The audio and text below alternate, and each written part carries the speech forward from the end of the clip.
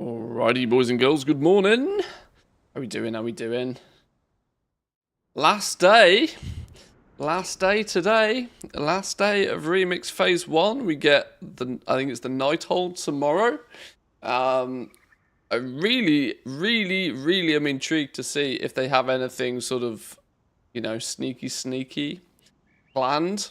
I'm not sure they do, but there's been rumors of item level increases. There's rumors of catch-up mechanics coming into Remix. This is actually going to be the first time we see anything of the unknown, which is going to be quite cool. I have got to say, though, I am completely 100% out of any sort of rhythm or routine with retail, and it's not good. I haven't posted my auctions in flipping days. Hallow's End started the other day as well, didn't it? I've not even looked at that once yet. Remix has literally taken over my life, and I was not expecting it to have this much of a grab on me. I'm slowly leveling up a few characters. Not that it's necessary to level up one of everything, but I'm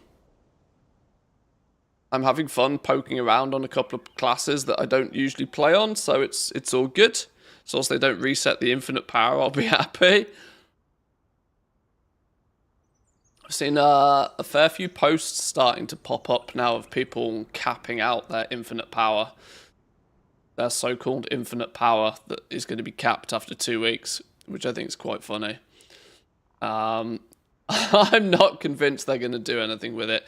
Their excuse for rolling people back in week 1 was that there were some broken OP farms, but people were always going to smash through Mythic Plus, and when they made the changes to Mythic Plus to stop giving basic gear and to give moats and to give more mementos instead, then it's it was always going to be somebody out there was going to take it as challenge accepted, weren't they? For sure.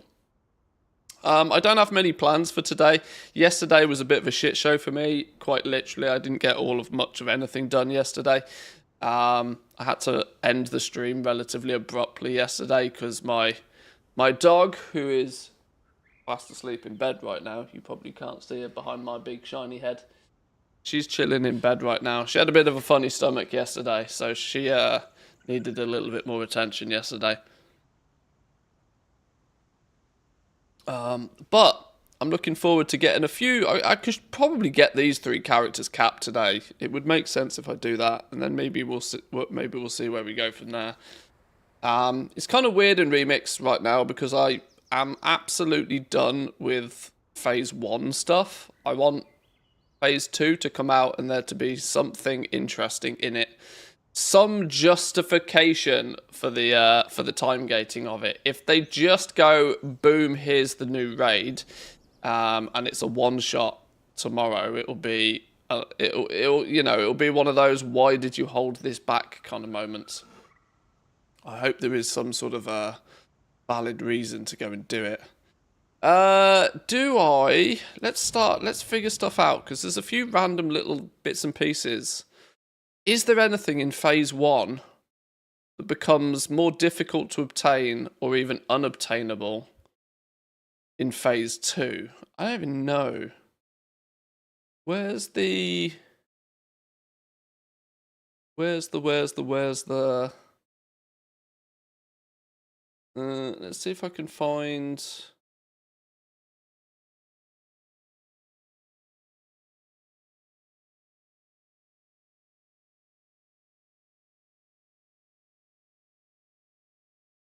Where's the image of the phases?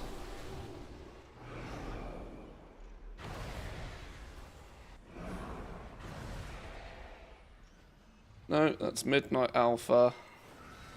Where's the remix one? Where's the thing that says what's coming and when it's coming?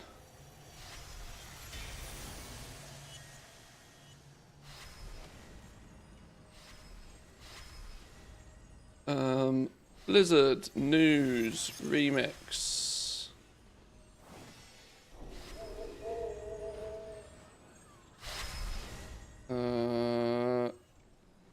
October 21st, The Rise of the Nightfallen. Oh, we get Karazhan, Nighthold, more of the Suramar campaign, and more, is what they claim. And more, whatever and more means.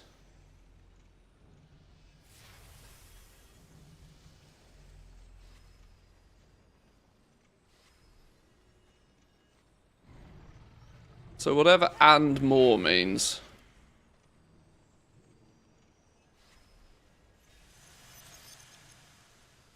How are the doggos? Yeah, they're all good today. They're actually already chilling, which is good. More transmog tokens will unlock on the vendors.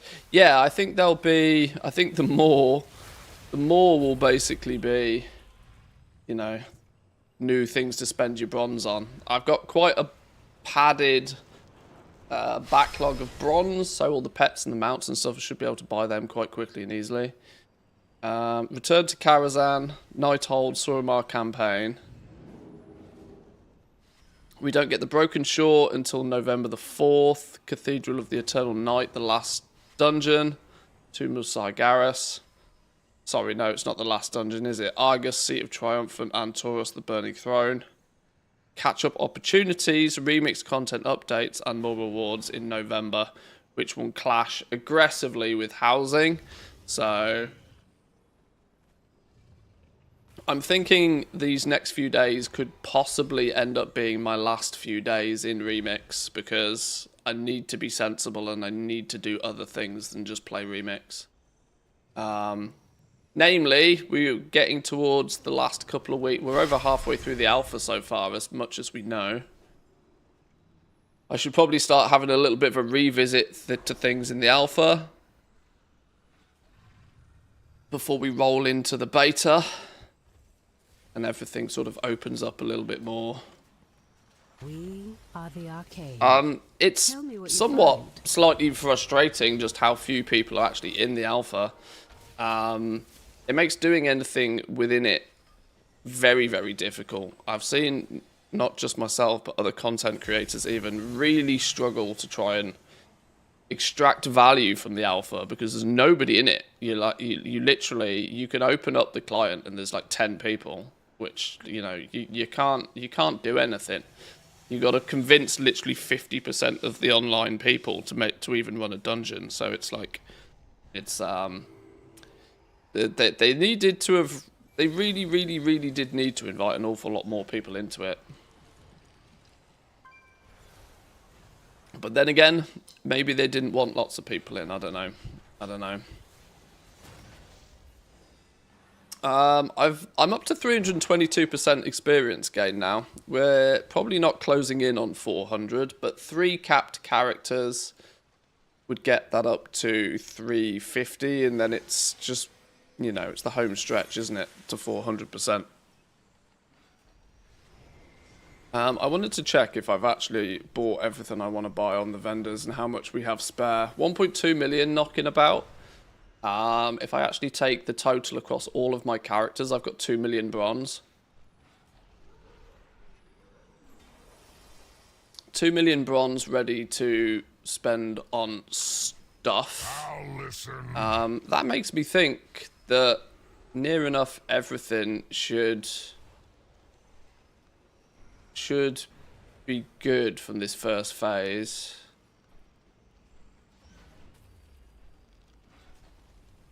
Rise of the Nightfall, Big Red Ray Gun comes out tomorrow. I can buy that with gold if I want anyway.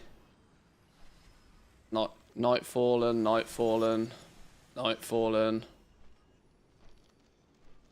The Lord Jaraxxus Golden Hearthstone card.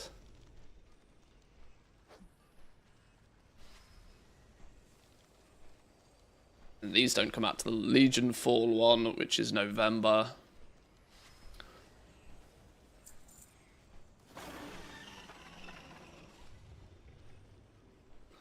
Argus Eternal. So it looks like by November the 18th they'll have unlocked the ability to buy everything. Farewell. These are the class mounts that I'm slowly working through just by leveling May characters. the red crane live forever. And then Hemet has all of the rest of the goodies, of which we've bought most of these, I think. Yeah. Any big expensive ones turning up tomorrow? Living Infernal Core. 100,000 bronze for this tomorrow. Midnight's Eternal Reigns. I mean, that is just an outrageous amount. 100,000 bronze.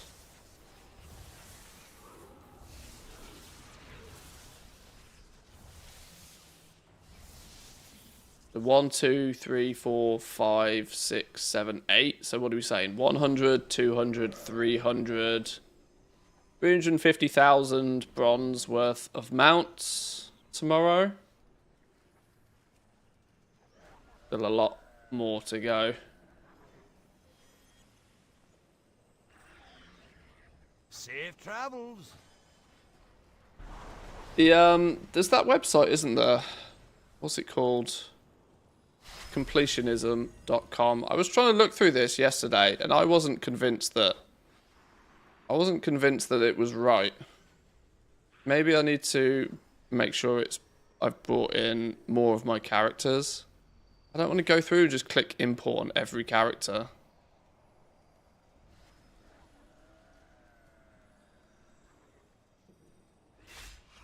Oh, and there isn't even a way to like click all.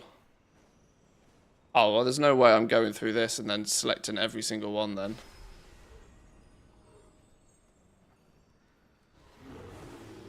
I've got far too many characters to try and figure that out.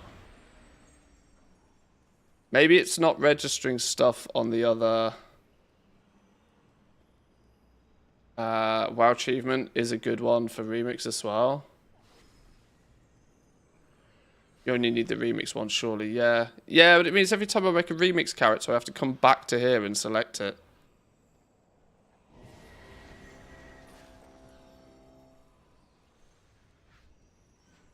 This works in the same way.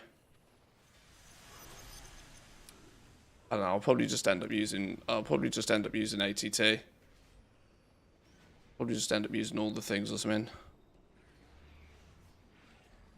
Yeah, the fact that there isn't an import all button, there's no way I'm going through and clicking 214 characters individually. Absolutely not.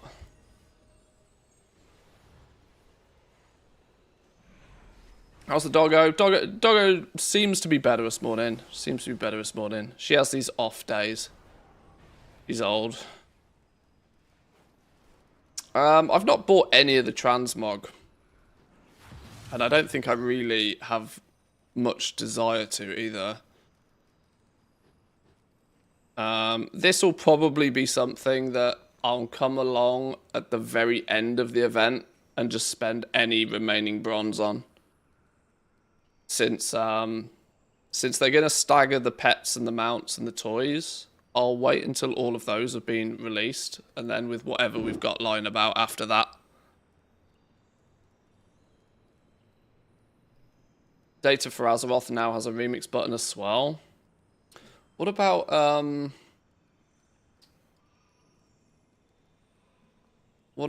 WoW thing? Because that gets all my data via a little add-on. I don't know if it's if it would have updated for Legion Remix. Oh, there we go. That's quite big, isn't it? Let's tone that down a bit.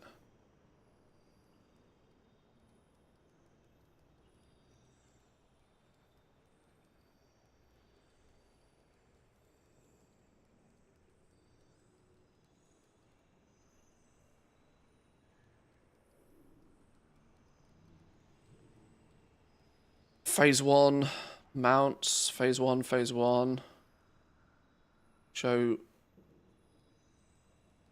Don't show collected ones. And okay. Yeah, you can see I've not done even a single Court of Stars on Mythic ever.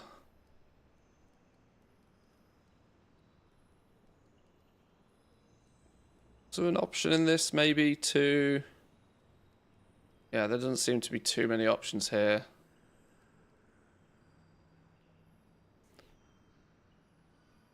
Scour the Broken Isles and recover all 5 pillars of creation with a time runner.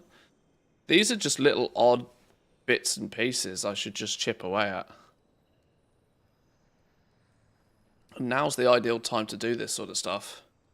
You tinker with this sort of busy stuff whilst you're waiting for the new stuff to come out. Probably one of the reasons why they did decide to put the phasing in. So that people have a... Now you see, this is where a lot of these third-party... This is where a lot of these third-party websites just don't seem to do very well for me. They don't track everything. I've killed all of the Broken Isle. I've killed all of the world bosses. I've got the knowledge point for doing it. This is why these external trackers don't seem to track as well as I'd expect them to. Bought a couple of the cloak packs yesterday. Most of them are red though. Oh dear.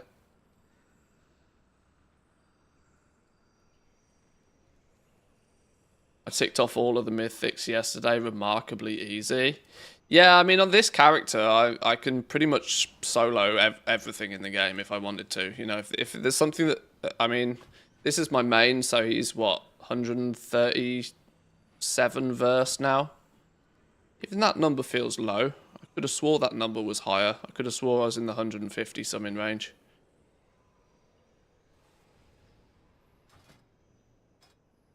No, 7 million infinite power.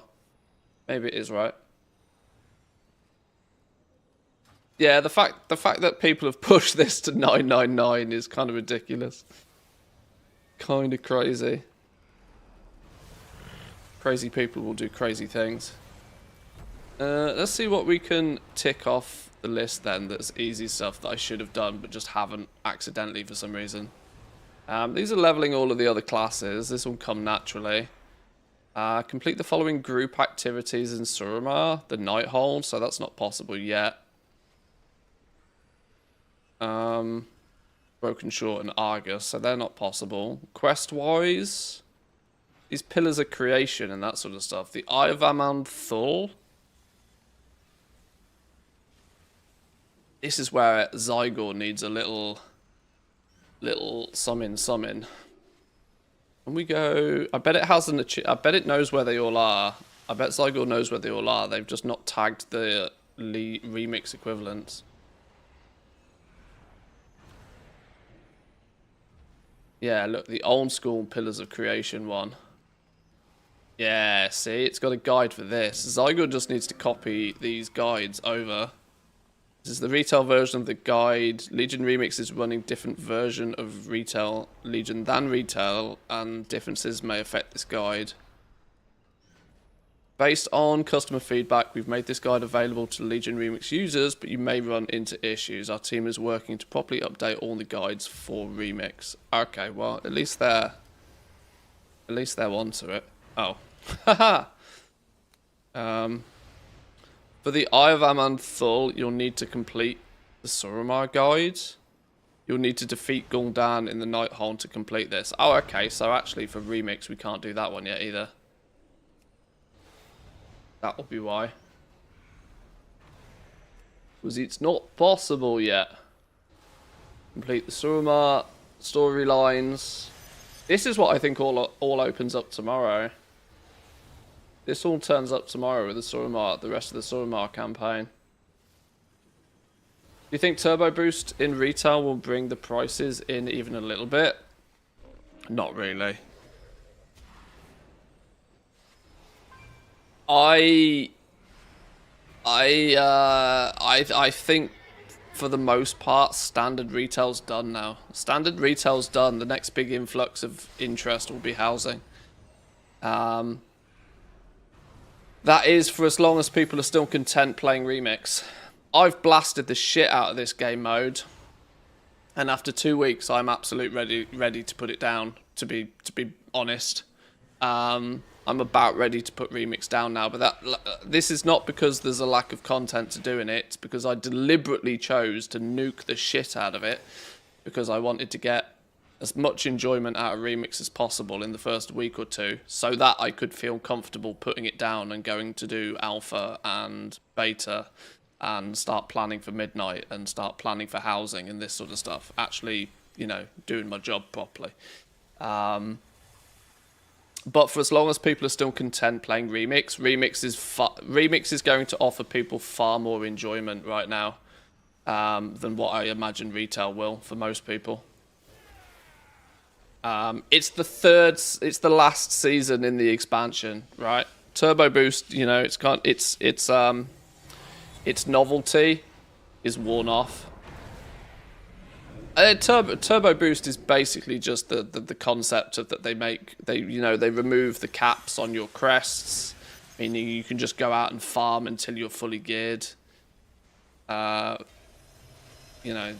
a few more nuanced things to it than that, but the reality is that it just, you know, the ties are removed and you can just go and do. But I'm like nearly 710, 720 item level or something in retail right now. I've got no real desire to go back to do much of anything in there. It'll be interesting to see if in 10.2.7 we also get like a meta achievement, because of course housing's cool, but it's not really meant to be the only thing coming in the next patch. It's the big ticket item, it's the big seller for sure. You know, housing will pull people back to retail for housing, and by proxy of that, they will do other things in retail. But this is remix time right now. I can't see anybody really. I mean, look at the amount of people just knocking about in here. This is going to be so much more populated right now than retail. So I can't see demand for anything really. I've not poked around in retail for like 10 days at this point, but it would be nice to know if they've changed NPC work orders in midnight. You mean? I can't imagine they'll tweak that system at all. I will assume it's the same until proven otherwise. On the alpha though, all of the work order stuff wasn't implemented yet, and might not be implemented until the last week of alpha, which is when they state that they're going to do the professions and the spark system and test endgame crafting and that sort of thing, which is in a couple of weeks' time.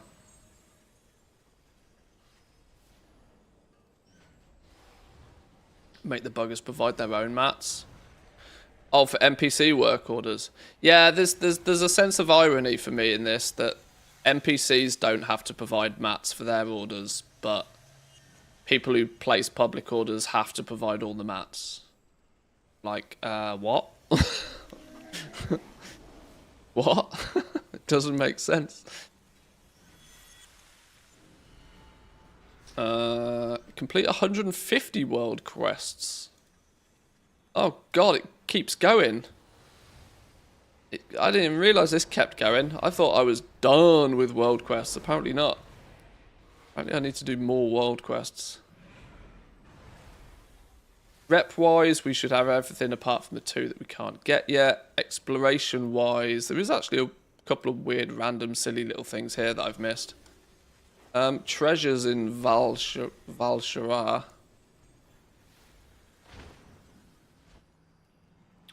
Discover 8 treasures throughout Val'Sharah.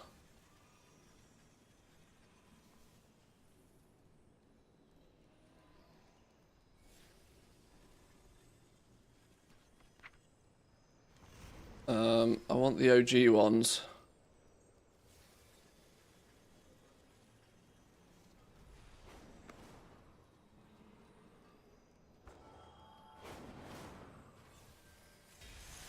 Oh. I need handy notes or something for that then, maybe.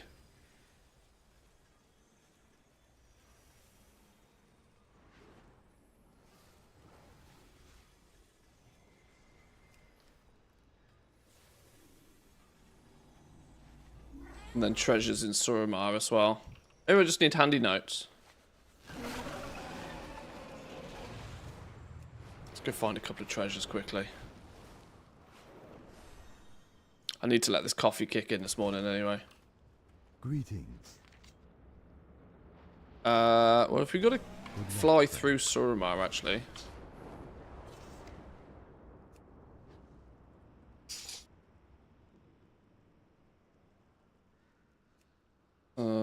Hidden treasures in Suramar. Hidden treasures in Val'sharah. And then that will be as far as we can actually go with those right now. I think. Where's the world boss today? Oh, don't need, oh, yes. I've just realised this is the first time I don't actually need to piss about with the flipping. I don't need to worry about the world boss every day. Genius. Handy notes. Ah, okay. I do not have handy notes for Legion. Buy treasure maps from the area's quartermaster.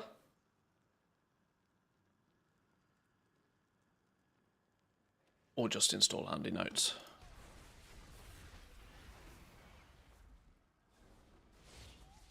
Handy notes, Legion. Casual 11 mil. I wonder how many of these are recently. They make the treasures pop up when you fly around.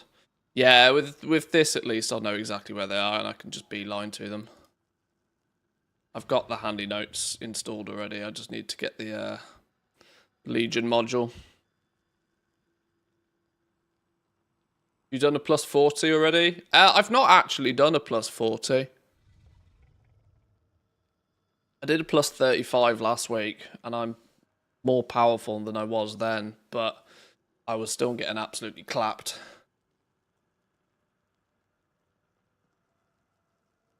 I'm in no rush to be doing a 40.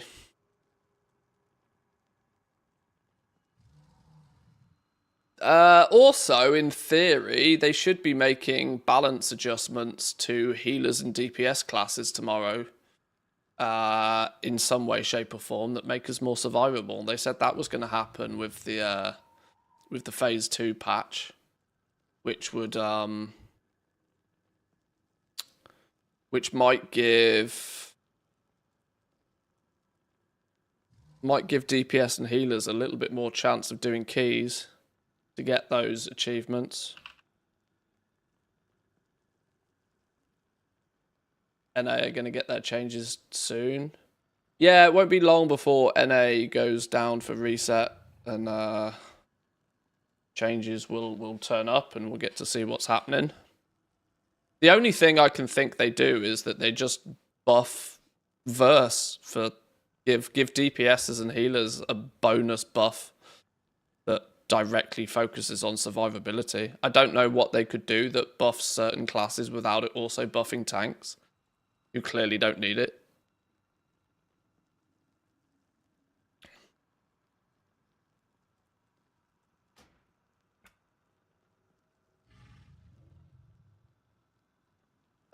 Legion treasures and rares. There we go.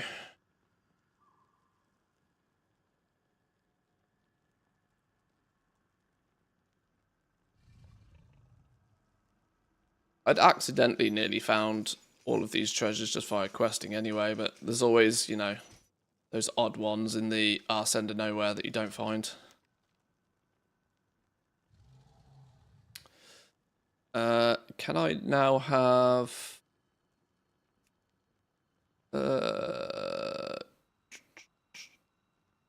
treasures?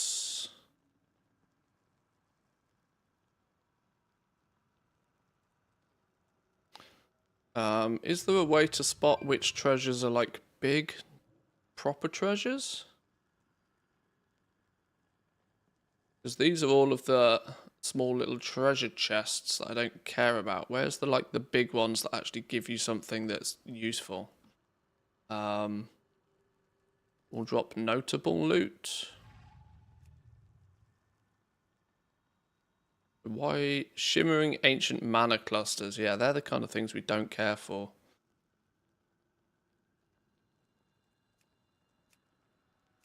Oh, okay. Apparently any of these count.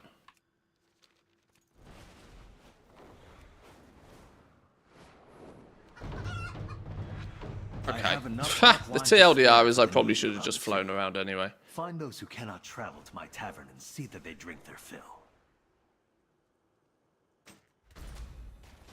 Couriers deliver sensitive orders and information to lieutenants throughout the city. Intercept them and collect the correspondence they carry. 28's the current cap if you do all of the... Yeah, 28's possible now. 28's possible. It would have required you doing the world boss pretty much every day since launch. And if you've missed one day, it basically delays you getting that point by almost 2 weeks. So it's one of those consistency pays off.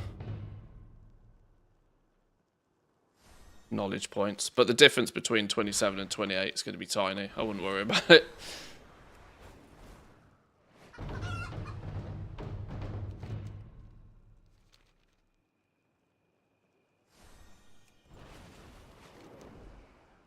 Can I find these treasures?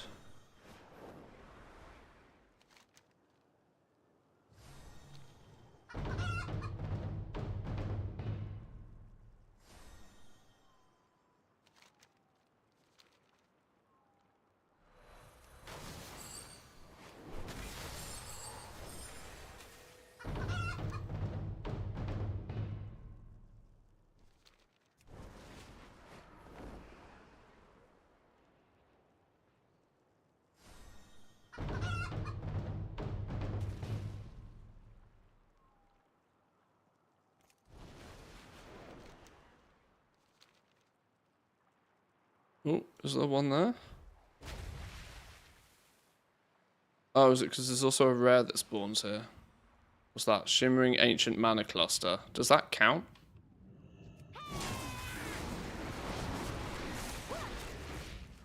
Surely that doesn't count as a treasure, right? Oh my god, it does. Okay. Oh. We've pulled the dude. Leveling character number 11, number 12 tomorrow, close to getting them all done. Nice. Have you been doing the Order Hall campaigns on them as well, or have you just been leveling them to 80? There's a hidden feat of strength for doing the Order Hall campaigns on every class as well.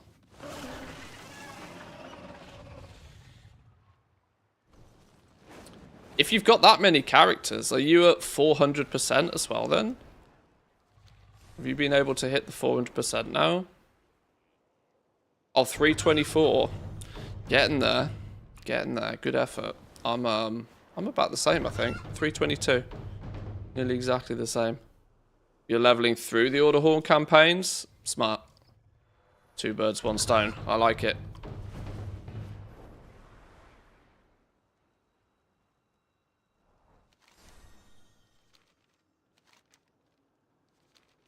Right, I need one more treasure in Suramar. We Nightborn owe our unmatched grace and intellect to a noble heritage. The ancestors at rest in Telenor deserve proper tribute.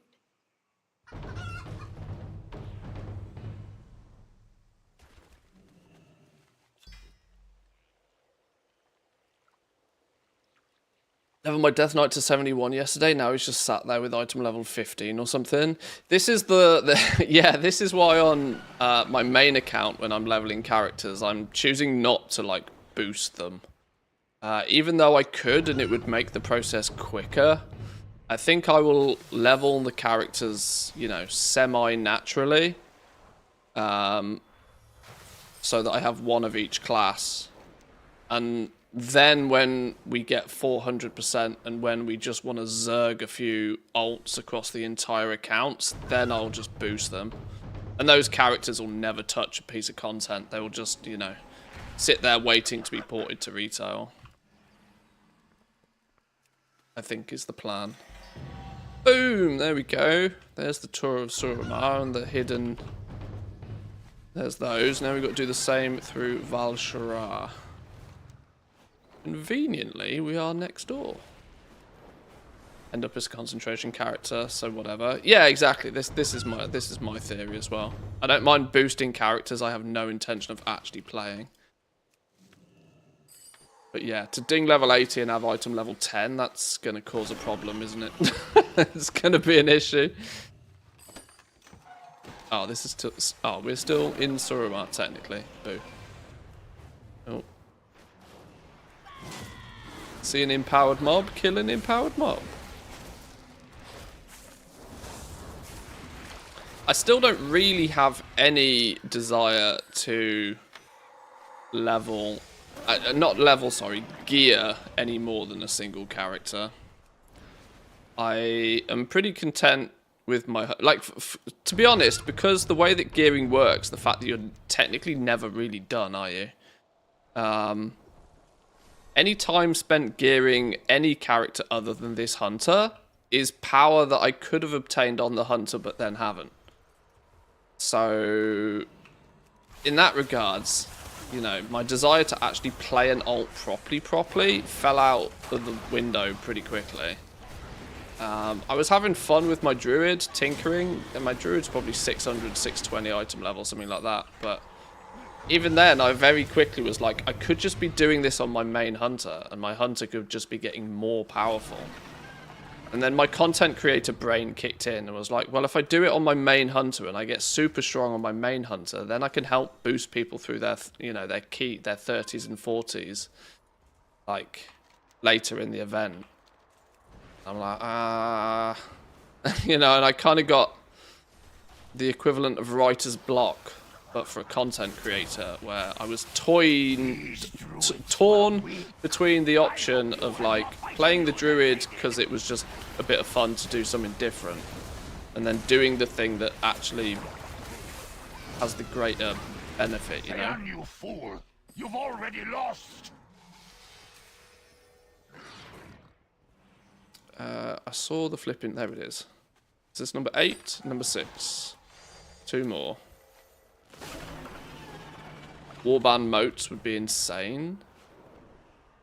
Well, that would be a valid catch-up, wouldn't it, really? Because as you're powering and gearing... Because moats become... Once you're 740 geared, moats become... They go from being absolutely all you care about to totally useless in the blink of an eye. Whereas... Your focus then switches to, like, infinite power, but in farming infinite power, you still get moats. So it is kind of odd that they just sit there for the most part. Make them tradable. Yeah, I think that would be an option.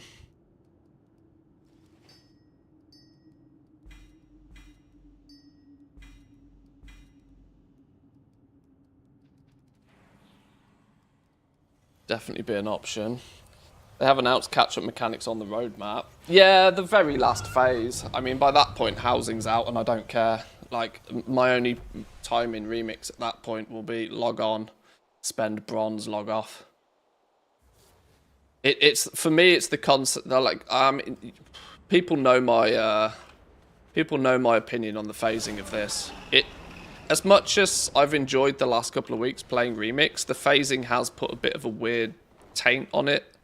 Because it's kind of like, well, there is so much more of this fun I could be potentially having. Like, there's more zones, there's flipping, you know, there's more zones, there's more raids, there's so much more to this game mode I could be enjoying. But Blizzard have said no. And I still can't get over that fact. The fact that they're going to make me wait till December to have access to everything. And by that point, I'm like, well, sorry, but I'll be done. Like,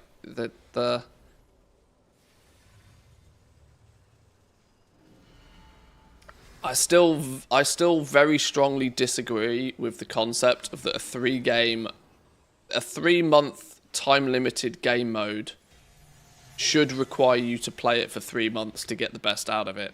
It's a mini game. It's meant to be a side hustle. I still very, very, very strongly disagree with the need for phasing in this. And it comes with a sense of frustration because I would happily have blasted way more raids, done all the more zones, done all the more, you know, way more of the content for it. I'd have happily spent even more time in it than I already have. And it's just kind of frustrating that they're just holding it back for arguably no real reason. And they're going to hold it back until a period of time that's going to be so busy that I'll be done. I won't come back and I won't play it. Honeymoon phase is over for me. Item level 700-ish. Feels like everything in Remix I have to do now is a chore, not having fun, and it's just FOMO at this point. I just want the mog. I think a lot of people will get to that phase. I think a lot of people will hit that wall at some point where they're just like, this gear grinding is outrageous.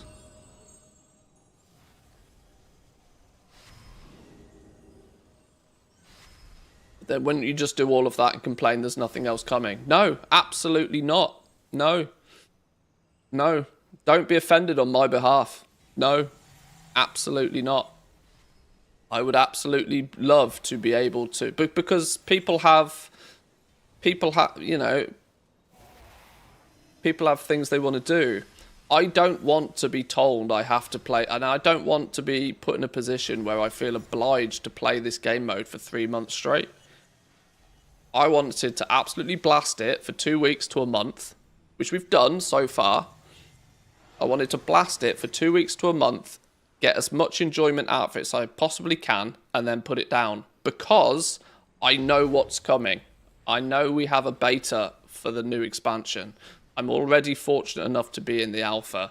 We have player housing coming out. We have Christmas, which is a naturally busy period of the year, full stop, both on screen and off screen.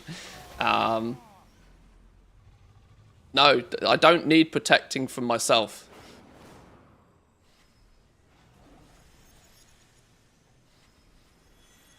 At this point, it's just waiting for the phases to unlock all the vendor stuff I want. Yeah, I kind of agree.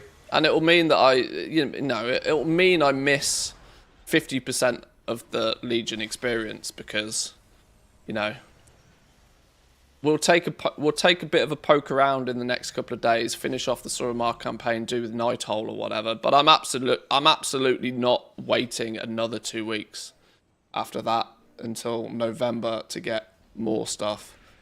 I will put the game mode down, and it will be done.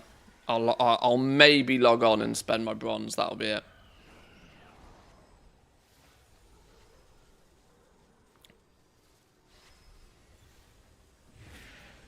$100 world quests, really? I think I did like 20 so far. Well, I've just spotted the fact there's an achievement for 150, so it doesn't even stop there. It doesn't stop there.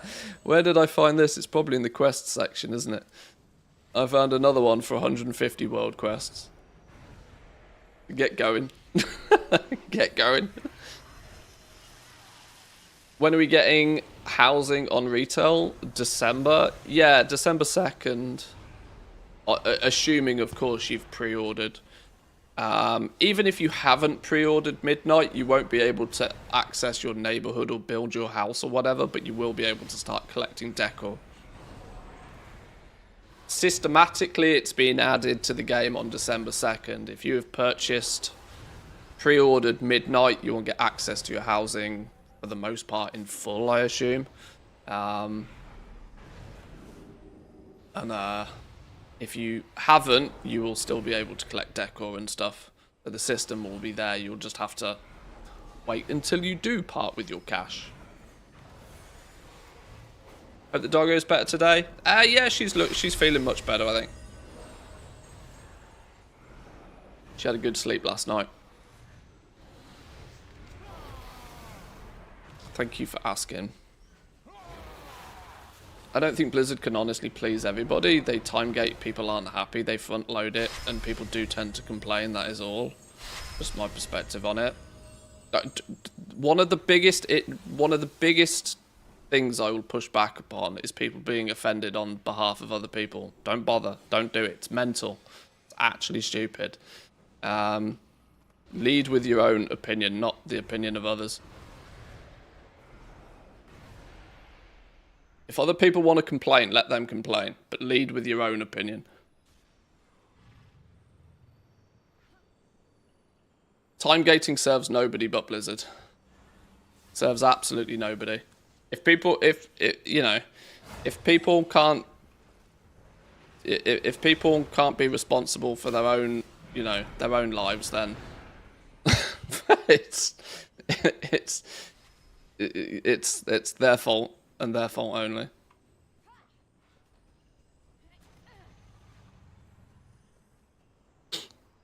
I can imagine the level of speculation and the shenanigans on materials when housing actually goes live. I mean, it's already crazy right now. There's a lot of chatter already about housing and the materials and stuff. The speculation stuff has been going on for months at this point. I've been very passive about the whole housing thing so far, honestly. I've not squirreled away a bunch of materials. I've finished leveling a bunch of my professions, but I had most of them done anyway. I can't really imagine from a craft. It's weird because it's focused towards crafters, but it's not going to be a crafting thing. Like, decor is going to be one of two. You're either going to make gold by farming lumber and then having an avenue to convert that lumber into something before you sell it. So it's kind of farmery-ish. You're exchanging your time for effort because you've got to go out and get the lumber. But there's also a little bit of a side hustle there that you've got to level up an old profession. But let's be honest, excluding maybe 1 or 2 professions in 1 or 2 expansions, that's a 5-minute job, right? You go to WoW professions, you buy a few mats, you get it leveled up. You need it at level 80. You don't even need the max to get the recipes. So fundamentally, it's a farmer. Decor is a farmer market, right? You're spending your time to get lumber, and the more lumber you get, the more different items you can craft, which you can then dump on the auction house. That's how you make your gold. There's just an extra stepping stone in it from just farming a basic material and selling the material. You got to do a little bit of extra legwork to craft the item first. But it's fundamentally a farming type system. Exchange time for gold. Dedicated crafters will get very frustrated by that because they won't be able to scale it. Because they do have to... The thing that has always been attractive about crafting is that you've been able to buy the materials, exchange the gold that you've already made for some materials so that you then don't have to spend the time again. The absolutely ultimate finite resource is time. And when you get heavy into crafting, you like to front load that time, front load that effort, leveling your professions, and so that when you have that done, it's done. That means you just spend the gold that you've made on some materials, very quickly craft a few things, put them on the auction house, and be on your way. This kind of concept around crafting has been diluted a lot in the last couple of expansions. So much so that nearly all crafting is actually just farming in disguise these days, which is a big reason to why I've done an awful lot less of it, because it's less appealing to me these days. Decor is exactly that. You're going to have to go out, you're going to have to farm the lumber to craft the things. You can front load the effort of leveling your professions now. The other materials that go into making these decor items is a non-issue really, because they're all on the auction house. The only other possibility in the avenue I see that I will probably approach decor with far more aggressively is flipping decor items. There will, without a shadow of a doubt, be a rush, a bit of a gold rush on decor initially. But at the same time, where there is competition, there will be downward pressure on the price. Especially since I don't think a lot of people out there realize just how expensive a lot of these decor items are going to be. And it will be off-putting for some people. if you've been playing on the PTR or you've been watching content creators play with housing, you'll have seen these massive, great big, ludicrous houses, these mansions, these contraptions, people getting really creative with it. In a sandbox scenario, that's great. When people actually, they start putting a price to all of this, they start putting a gold value to every one of these components, it gets really expensive really quickly. And this will mean when we start seeing like a bookcase on the auction house for 30,000 gold, to some people, they just won't buy that bookcase for 30,000 gold because they'll be like, fuck off. I bought my plot of land for 10,000 gold. Now you want me to spend 30,000 gold on a bookcase? These robbing goblins can get bent. But I do feel that where there'll be downward pressure on price is the opportunity to buy up stuff on the bigger servers, where there'll be an awful lot of people trying to craft and trying to sell it, and just disperse it. Use the infrastructure I've already got, which is 5 accounts and a character ready to sell on every single server in the EU. I can go to Draenor, buy 20 of a thing that is, where people have valued their lumber at basically nothing because of there's 500 people trying to sell the same bookcase. Take 20 of them, spread them across the low servers where there is, not that much supply, and just, take a slice off the top every time.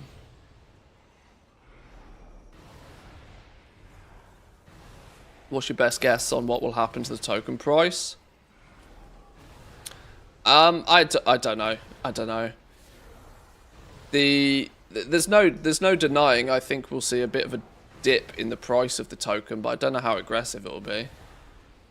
I'm not convinced it will be expansion launch level push down, but it will make it nice as an opportunity for those who are looking to use gold to buy Midnight. That if you're happy to just kind of wait a little bit, that the housing rush might push the token price down, meaning you have to exchange less gold to buy the new expansion, maybe.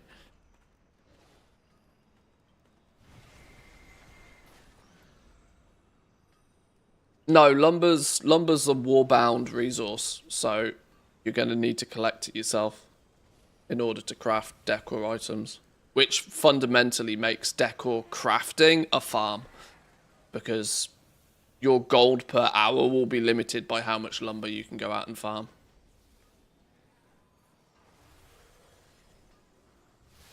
I'm actually very tempted with the 5 accounts to have like my main account crafting, and then I'll just have my 4 bonus accounts just standing at a tree somewhere. Standing at a tree somewhere. And then every time I can just tap the tree, just click, click, click, click. Does lumber work more like herbs and ore, and that more players can click it? I actually don't know the answer to that. I don't know the answer to that. I'm vicariously experiencing all of this because I've not really looked into that stuff much. I've not even unlocked my house on the alpha yet. Never mind trying to figure all of that stuff out. I've looked at it from the perspective of that we've got most of December to figure all of it. Most of November to figure all of this stuff out. Time to unlock that second Battle.net account. Well, yeah, it'll be interesting. It'll be interesting to see if lumber ends up being multi-tap. Otherwise, you will find that not only will it be a farm, you'll have flipping clusters of people standing around a tree. I'm waiting for the add-ons to catch up. I'm quite sure the add-ons will catch up, like Handy Notes, like Gathermate, whatever, that will track the location of all of the lumber on the different maps, and make it so that they're easier to track because you might have a cluster of like cluster of a few trees, something like that. I'm not quite sure, but I think it's similar to the garrison lumber gathering, that everybody sees their own trees. Maybe. I mean, because it's a warbound material, Blizzard doesn't need to treat it like an ore or a herb. They could make it, you know, they could make it individual. They don't need to make it, because you don't want 12 people just dive bombing onto a single tree and just spam clicking it, and then, you know, 9 out of 10 people being pissed off. Somebody clicks faster. You will literally get people camping tree huggers. Literal tree huggers.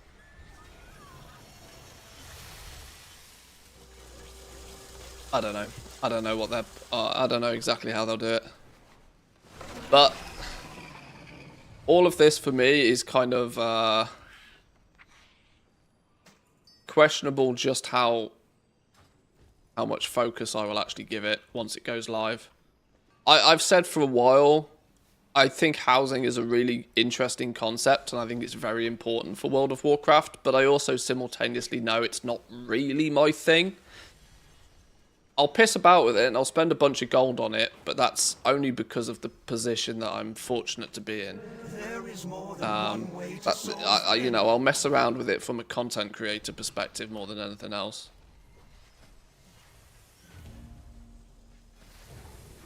I don't think I'll really I'm not the target audience kind of person that will just sit there for 10 hours just like moving things around. Stupidly, when I played games like The Sims way back in the day, I was far more... When I played The Sims, like everybody did way back in the day, I was far more interested in like leveling up their Sims careers and making the Sims more money, so that they could then put a flash TV in the living room and then level up their flipping charisma skill faster or whatever the shit it was. I wasn't really about the aesthetics of making a beautiful house. So I just know the kind of person I am. I know that housing doesn't really appeal to me in that same vein. Yet on the flip side, you'll have creators like Bear's Adventures, I would assume, and sort of hope, that will get so deep into the making things look cool and, you know, that sort of avenue. You know, it will do really, really well for some people.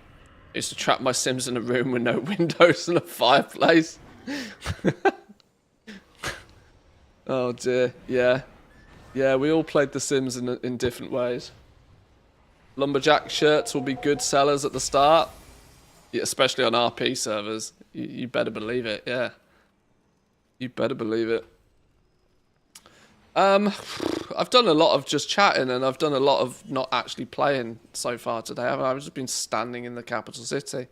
This is the point that I'm at with Remix right now. I don't really feel as if I have too much to do. I'll spend gold only when it will be possible to import houses from others. I do think that if they can get that part of the system right, oh my god, they've got a gold mine on their hands. If they can get that right, if they can get the import-export system, it's going to be a difficult one for them to get right though, because, you know, how everybody's decor collection is going to be different.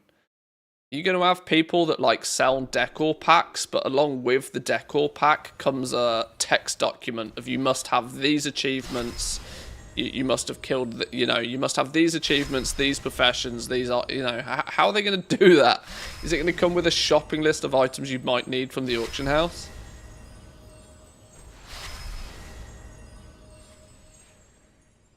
I don't know. I don't know what the play is with that, but it intrigues me. Specific dungeons on normal. Kill enemies with Vindicator's Judgment active. That's an easy one. That just happens accidentally.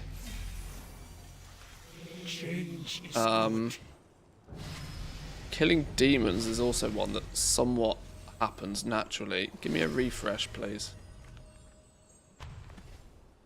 Normal dungeon. And herbs. Love a herbs one. is now we queue for a normal. We go gather some herbs. And they all just kind of happen. Right, give me I know many things. but no, we'll save that in case we get a quest that says do quests. In Ark, if you don't have an item in a template, it remains a blue ghosted color until you fill it in. See, that's clever. That would be a good way so that people can then drop down what will be either the entire house or the room or whatever. And if you then, you know, you should be able to hover over the ghosted item that you're missing, and it should tell you how and where you can go about getting that, whether it's buy an achievement or off the auction house or whatever. And like I said, because decor items are individual.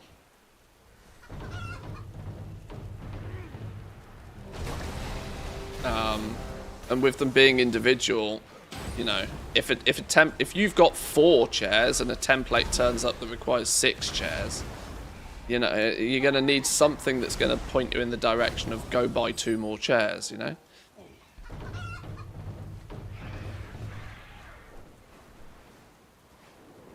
I mean, the good thing about all of this is that these are not problems that haven't been solved before by somebody somewhere. Meaning, Blizzard will just steal the solution off somebody. They don't have to be creative with this.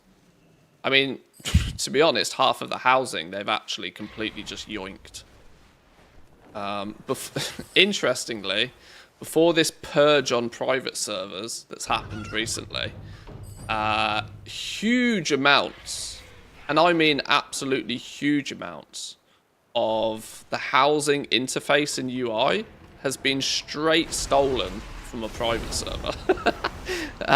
There was videos about a year and a half ago of private servers who were implementing player housing themselves, and Blizzard just came in, stole all of it, and then shut them down. So they're clearly not object to just straight up yoinking from other locations. Now, of course, it's easier for Blizzard to steal from a private server because private servers, you know, are fraudulent activity in the first place. Doesn't make stealing right, but it also, you know, they're not going to receive any backlash from stealing an idea from a private server, are they?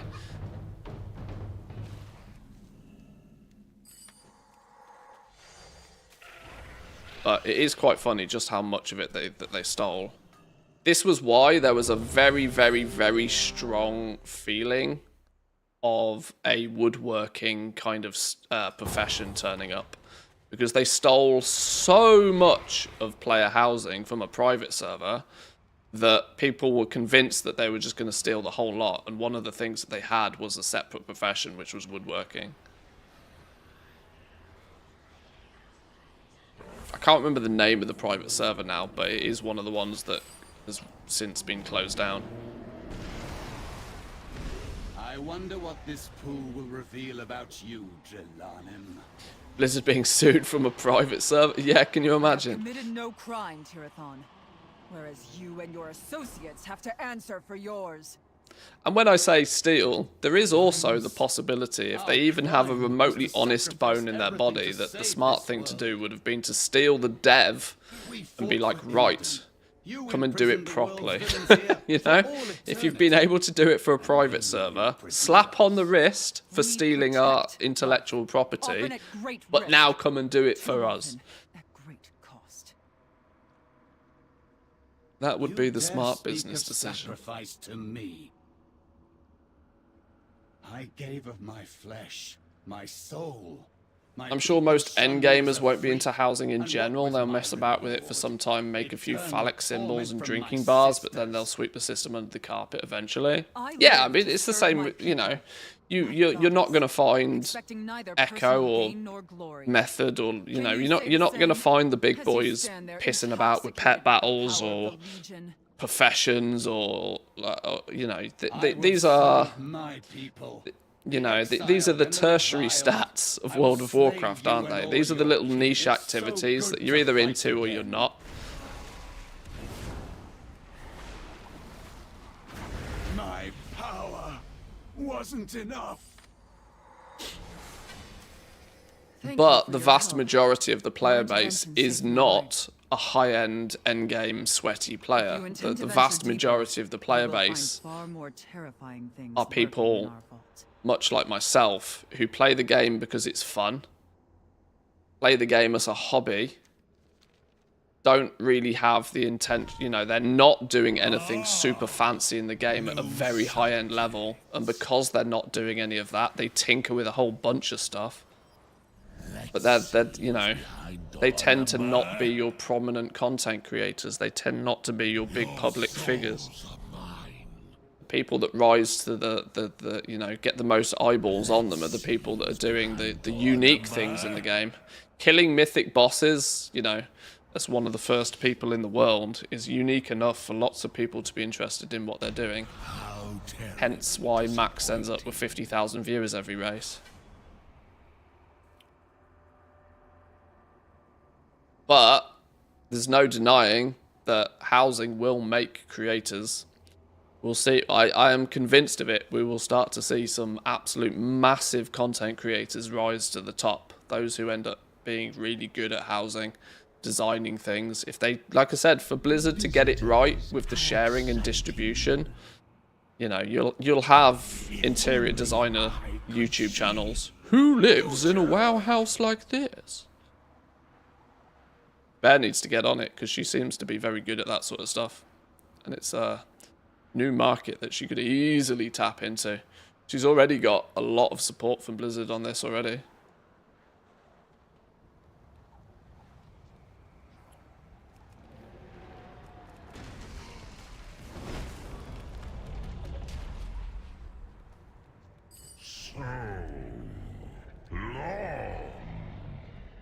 Oh, okay, the Demon Hunter's in here and has got it killed before I even turn up. Good, good, good. Less work I have to do, the better. Because I'm clearly not paying attention. I don't think I've been anywhere near a single boss fight so far. I hate this dungeon though. I actually despise this dungeon.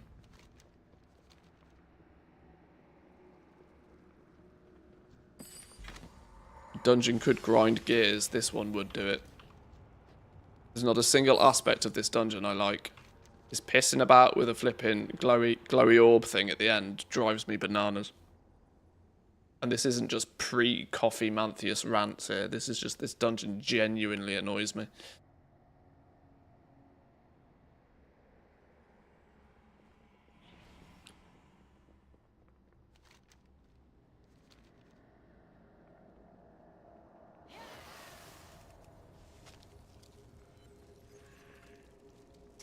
Can you imagine all the home improvement shows and streams? I genuinely think, like, entire YouTube channels could start popping up where people just explore other people's creative houses. You're going to get some crazy thumbnails out of it. It's interesting, especially if you can then have a link in the description to, like, an import code for something. Like, that shit will pop off. If those same content creators are smart, they'll slam a bunch of stuff behind a paywall on Patreon, and careers will be made. Genuinely. I could put an end to you once and for all. Like I said, I'd be on that, like, flies on shit if I was even remotely creative. I just know it's not my jam. I will slay you all night, little children. Beaten? How? You are not. Ding 69. Giggity. Wow, cribs? Yeah, exactly. Definitely going to be a thing. Absolutely guaranteed to be a thing.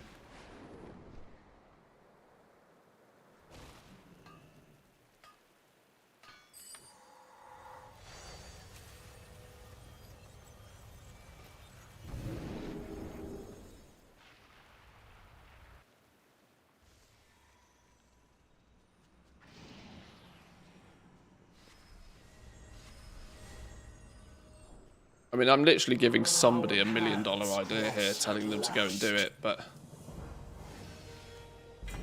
We will meet again. Maybe I'll just start editing for Bear's Adventures YouTube channel and then I'll take a 20% cut. This time next year, when she's a billionaire, I'll be a millionaire. Job done.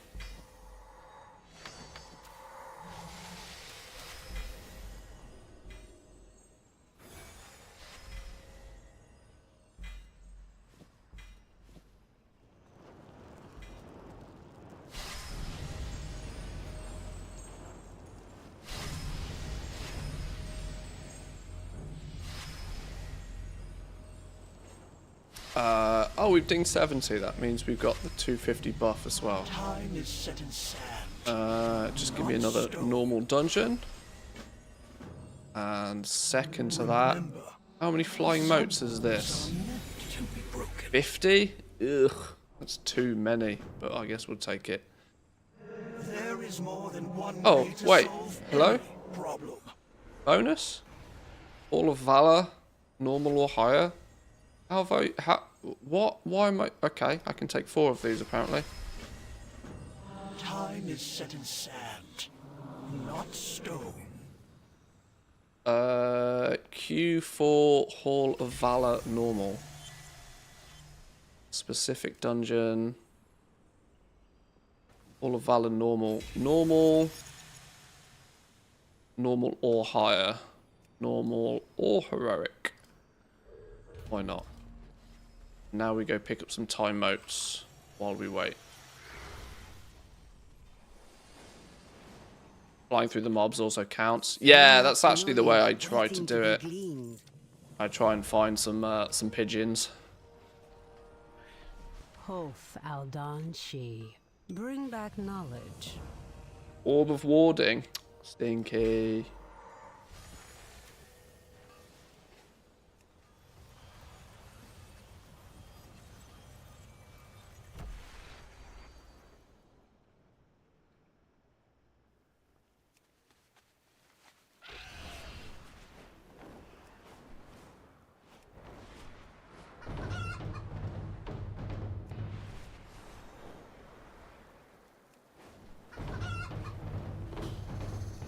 We go.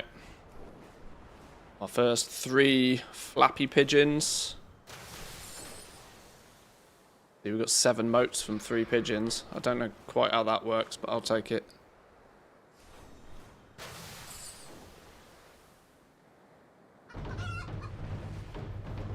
All these big dudes are good and all.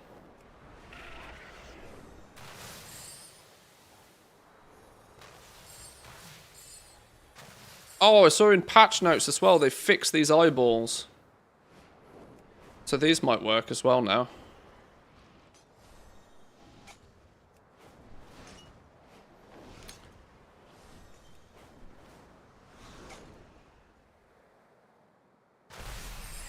Yes.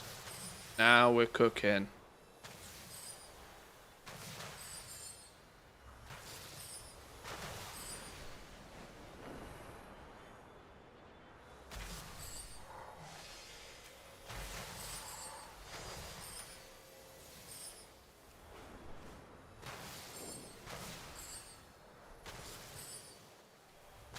One of those eyeballs and you're done. Oh, it's too slow. I've got to get this done before the dungeon pops. I need 9 more. 8 more. 7 more. 6 more. 5 more. Pigeons! Pigeons!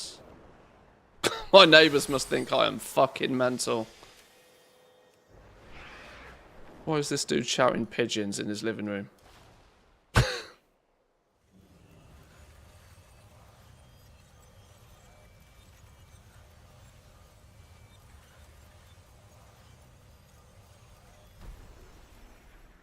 As they're doing a balance pass, I'm surprised they're not doing something about jewelry too.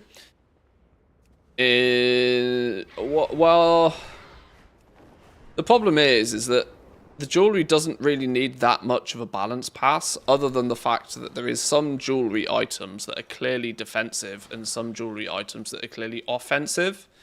Now, in a mode where power is everything, you are kind of mental to take the defensive ones. Because you should theoretically just, you know, more power means you kill things faster, which means they kill you slower or not at all. Defensive options are fundamentally the wrong options in a game mode like this. So, as far as the jewelry is concerned, there's not really much they can do about it. Other than make everything, you know, an offensive option as well. And then it's just like, oh, well, yeah, I don't know. I don't mind the fact that there's probably only 3 or 4 pieces of jewelry most people care about. What I would have rather they do is make the jewelry and the trait bonuses a gem-based system so that we could just focus on leveling up the item level of our necklaces and trinkets like everything else, and we can work on the gems separately. This was what everybody said from Mop Remix. It's like, well, you fucking had this system sorted. Why did you take it out? Like, put it back. If it's not broken, don't fix it. And it worked. Not to mention it had flavour, the fact that you could choose your movement ability and stuff as well. It was nice. It worked. Why'd you get rid of it?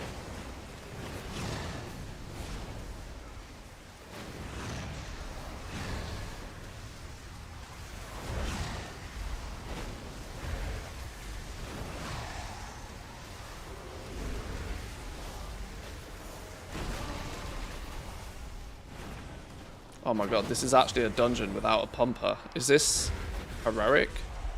We're going to actually have to do this dungeon properly. Wow, it's the first time I've done a dungeon properly in a while. My bars don't really facilitate me doing much properly. Yeah, can you see the amount of abilities I've got on my bar? Yeah, about that.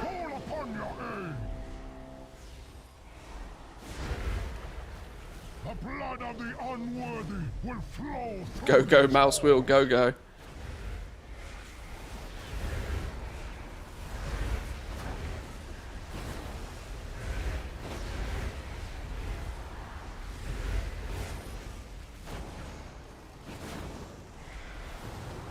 I will bleed the weakness from your veins. It does bug. I'm hitting 700 items, but my second ring is still 578. You mean you're never getting rings higher than that? Is it not that you're getting higher rings, you're just not equipping them because they're the wrong rings? The fact that you're playing the game right, but playing it right feels wrong.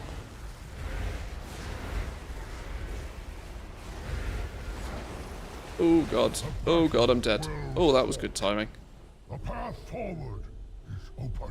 Yeah, but it is odd because you are on one hand, the right option is to push your item level as high as possible, as quick as possible. Yet then simultaneously you are gimping yourself by having lower item level jewelry, and lower item level jewelry is actually the right option if it's the right jewelry. And this isn't very, you know, this isn't very well explained in any way, shape or form in the game. It's very contradictory in that regard. Which is why I think, generally speaking, it's poorly designed. Anything that can, you know, anything that can very easily fool the player into a bad decision is just shit game design.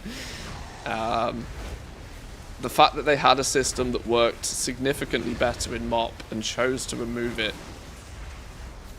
to implement a system objectively worse is actually mental. But on your max tune, what's my haste at? I flipped it around recently. I opted to aim for 100% crit chance and then stacked everything into haste. I still have a little bit more mastery knocking about than I really would like, but I think my haste is still about 110%.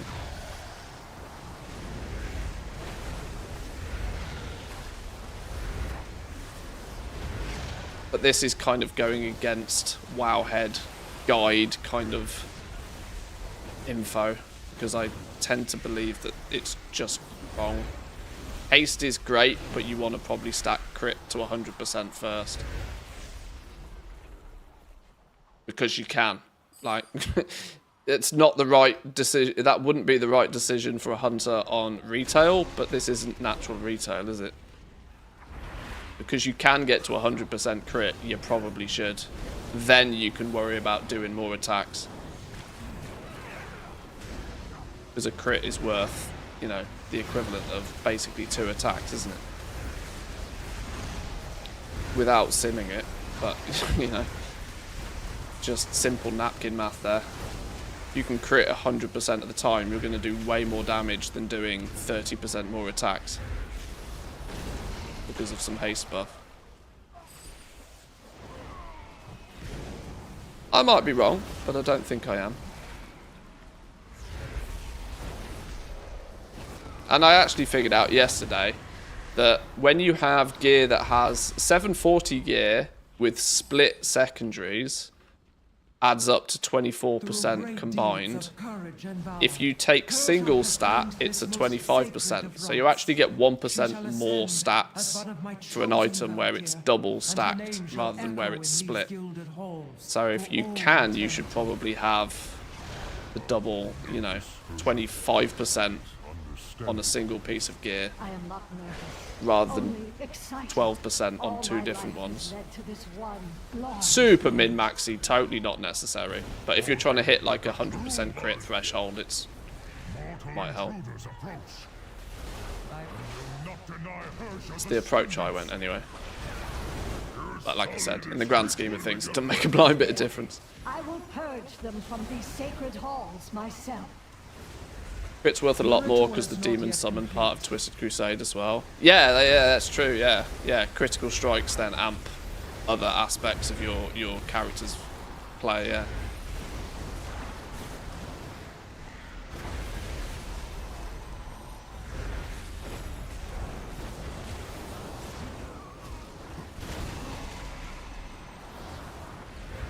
Right, this isn't even the boss. This isn't even the boss.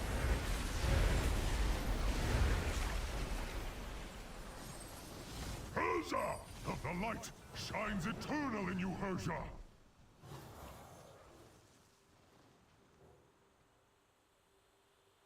Is there a cap on the stats?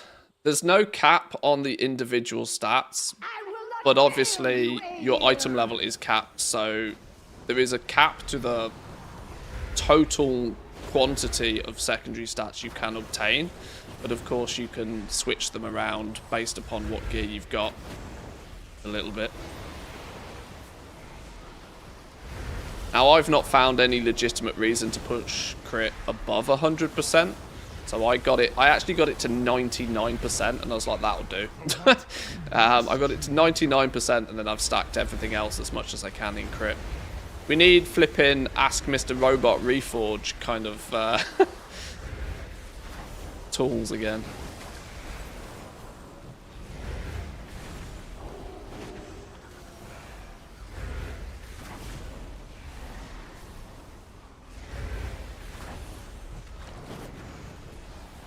But like I said, in the grand scheme of things, just getting a few more ranks of power, unlimited power is, you know, enough.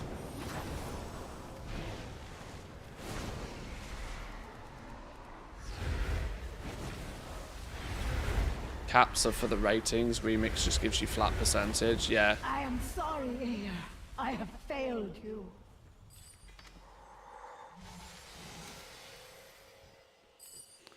Alright, let's go slap a poppy.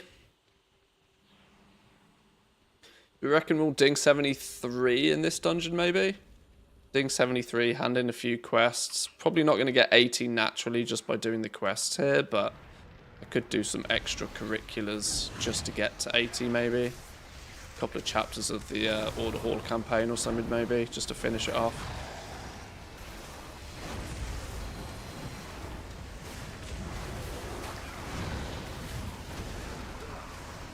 I've always memed about destruction warlocks just being like wannabe wannabe fire mages.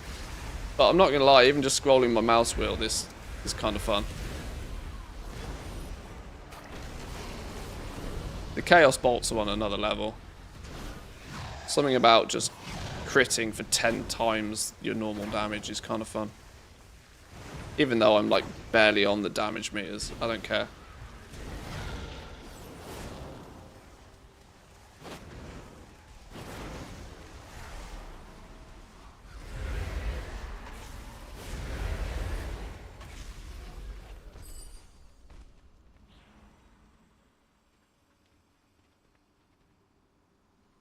The only stat you can waste is haste. 100% haste is a max GCD reduction. Oh, so actually anything above 100% is in the bin for that as well, okay. In that case, I should probably switch out some of my haste into mastery. 100% crit, 100% haste, and then the rest in mastery. Is that what we're saying, actually? Now, I want to be careful here that we talk specifically about how stats work in Remix, not retail. Because, obviously, they're different.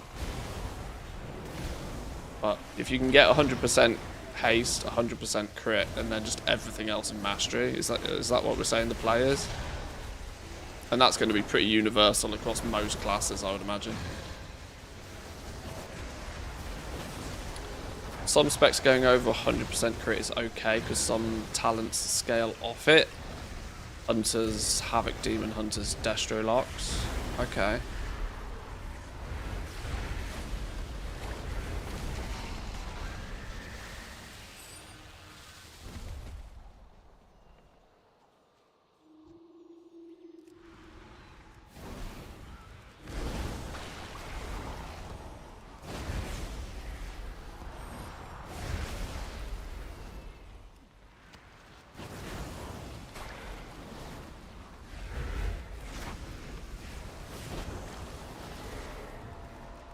This is the kind of this is the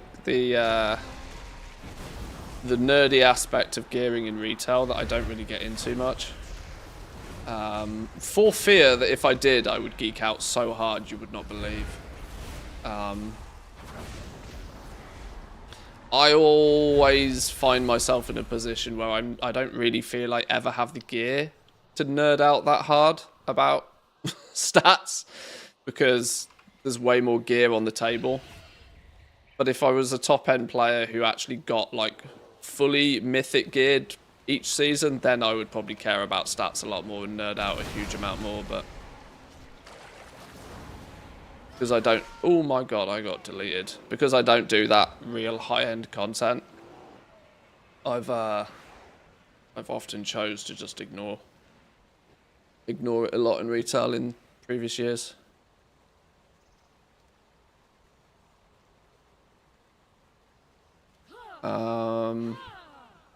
Tactical drinks break.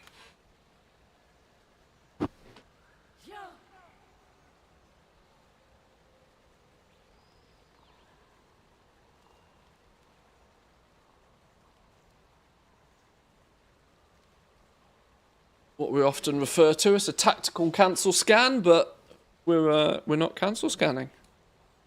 I haven't even posted my auctions on retail. I feel real bad.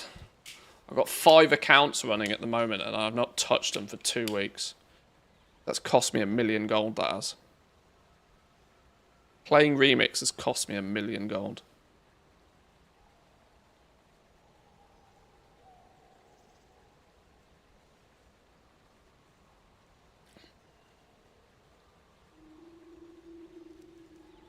Million gold in lost game time. Oh, 1% of your wealth gone. Of my actual liquid gold, it's more than that. I don't have anywhere near as much liquid gold as I once had. Especially since expanding to 5 accounts and to spreading onto, you know, and getting into flipping again. I have probably put, I don't know, 20, 25, probably as much as 40 million liquid gold into, like, just buying shit to flip.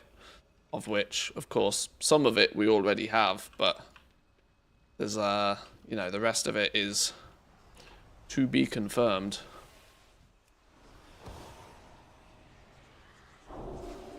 Can we kill these before we move on? Otherwise, we're going to have the problem that... because the final boss tends to bug if there's ads.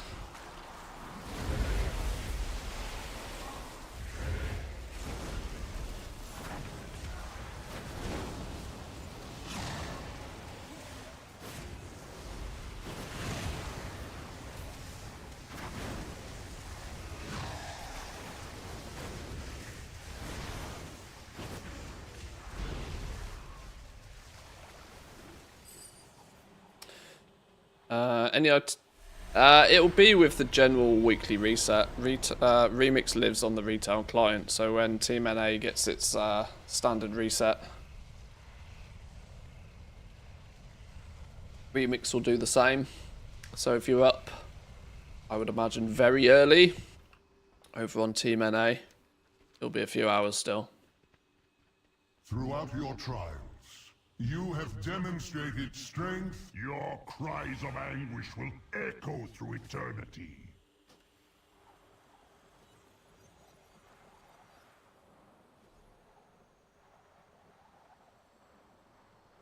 Oh, we're in combat, that's why.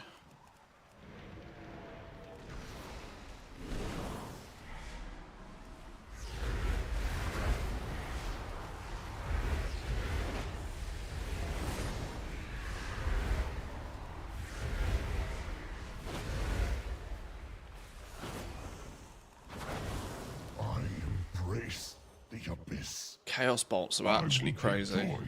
36% of my damage.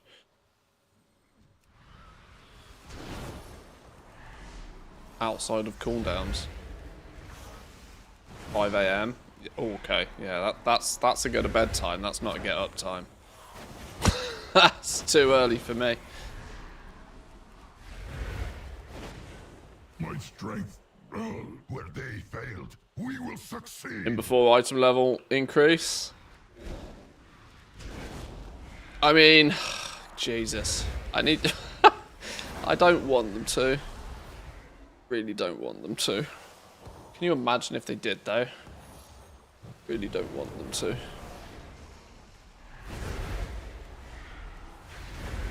I mean, what advantage would there be of them increasing the item level at this point? The Aegis of Agrimar is yours for the taking.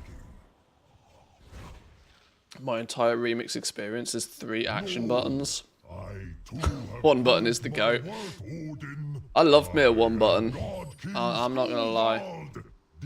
If I wasn't streaming, if I wasn't like trying to multitask every minute of the day, I might pay a little bit more attention. But I think my you can see my bars right now.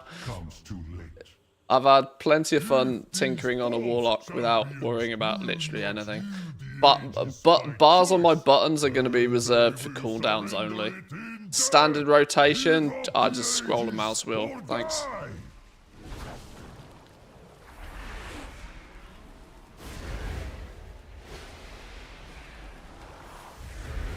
Your suffering will be eternal. Oh shit, we might need to actually do this properly.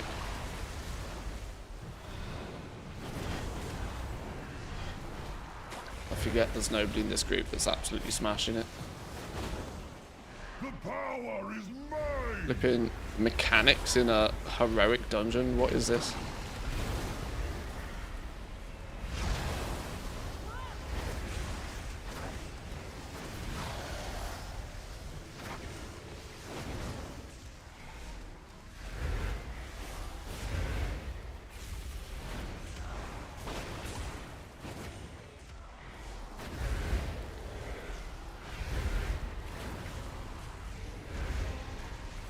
All my plans brought to ruin. Pretty sure lag now follows the world boss more than just Suramar.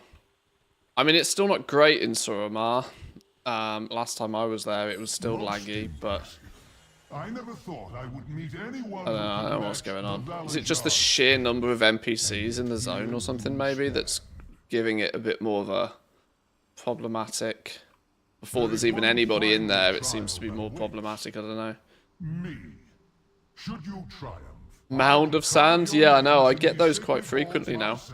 Now that they've fixed the sand thing to get your weapon level. I'm level 72 with a 276 weapon.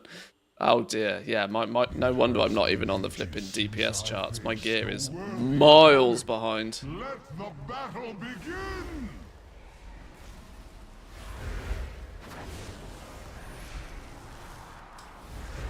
What's the goal before remix reset? Bumping up the alts. I've been sort of passively working on getting 400% experience over the last couple of days, playing with a few characters. Bit of wombo combo really, a bit of class order halls here, there, and everywhere. Getting a few class mounts.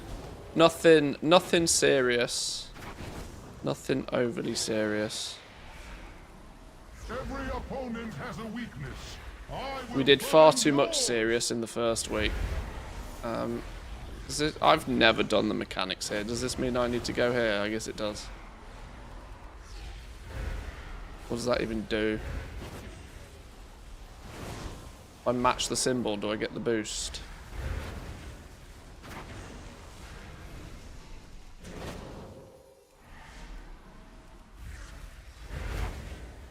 Fight for me, Valajar! Fight for glory! Enough. I yield. You are truly Though a mechanic? Yeah, exactly. It's so odd when you get into a group where there isn't an absolute blaster. Kind of forget that shit, there were things you should remember to do. Yeah, there we go. Look, another mound of sand.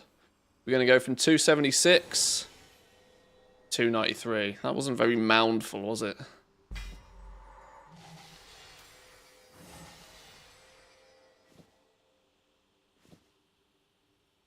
We're getting like 100+ item level jumps with our gear. That's quite funny.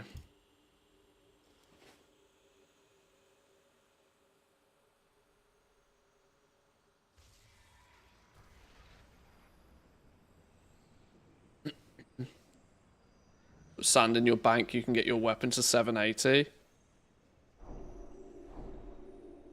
Yeah. Yeah, it feels a bit exploity. Feels a lot like something I'm not gonna do. Our paths cross at last. Question everything.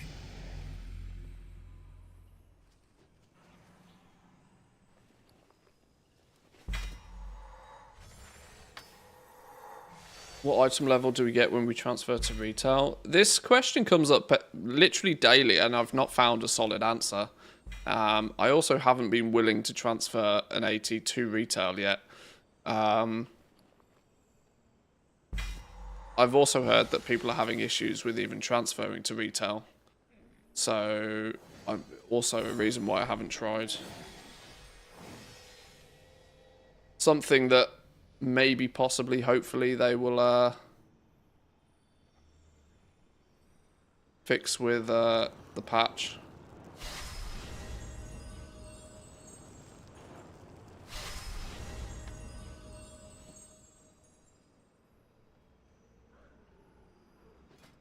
Okay, we got to 73.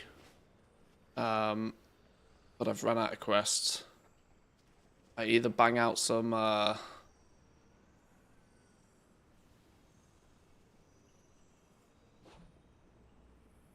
do a chapter or two of something somewhere, couldn't I?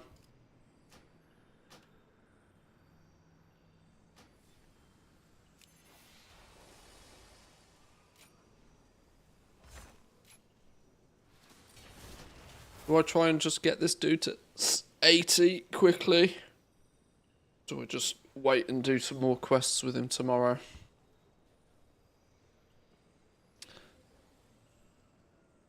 You can't transfer characters, I've tried.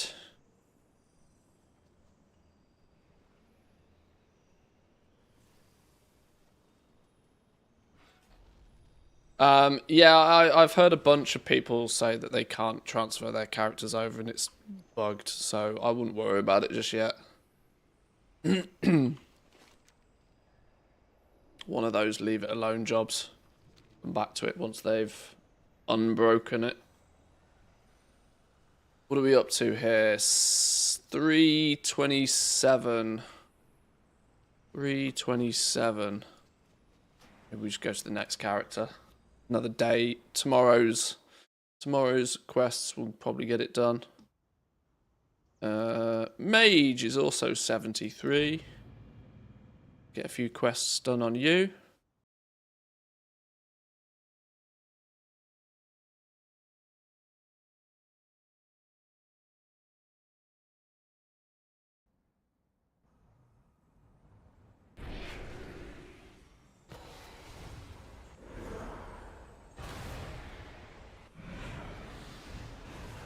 With the creative name, Manthy Mage. There is more than one Maximum way to creativity. solve any problem. General training, like that one. Time is setting sail. Kill enemies and do heroic dungeon, I guess. There is more than one way to solve any problem.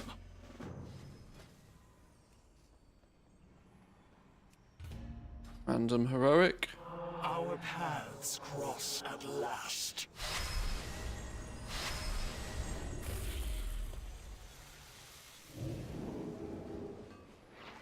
What do you seek?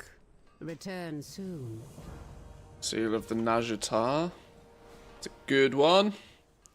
That's a good one. Get rid of that trash. Did not equip more than one of those. Wait, what? Oh. That always confuses me. Why they have a different icon here than they do here. Or is this an add-on? Is an add-on changing this? Is an add-on changing the appearance of these to show what the trait is? It must be. I just realised. It's an add-on that's showing the trait, not the item in question, isn't it? Oh shit, that was quick.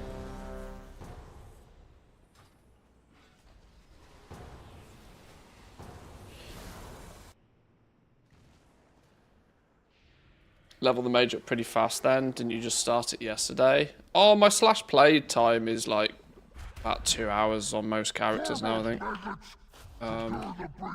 2 hours 11 minutes on this mage.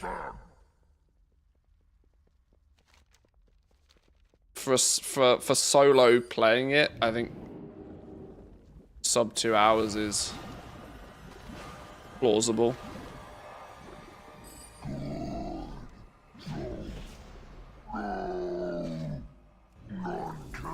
Okay.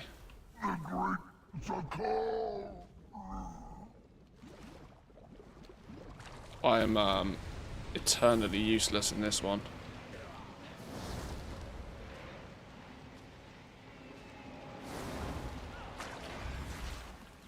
Kill me now. I don't know what, I genuinely don't know what I'm trying here. I should just die and respawn. This is a Zerg fest of which I am not going to keep up with.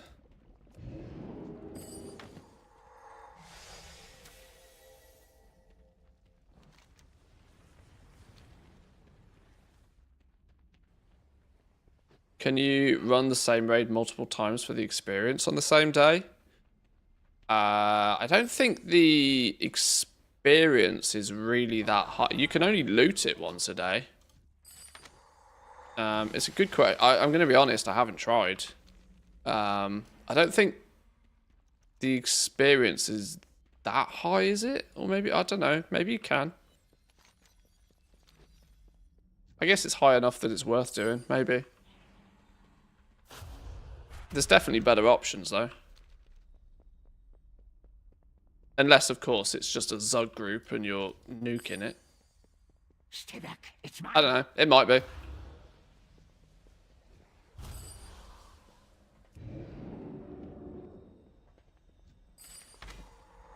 Bosses drop XP items, so the second time. Yeah, see, this is what I was thinking. Like, they're consume on pickup, but I'm quite sure the bosses drop XP items, which is what makes them lucrative the first time, but probably not to farm.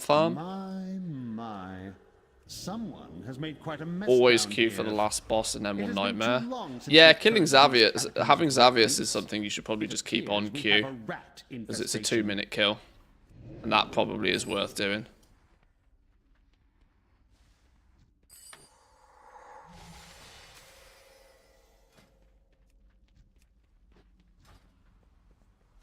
I have not survived for 10,000. I am the Grand Magistrix. Will have Boom, your head 74. for this. I can't even be bothered to go and run all the way back to the final boss. I don't care about the loot.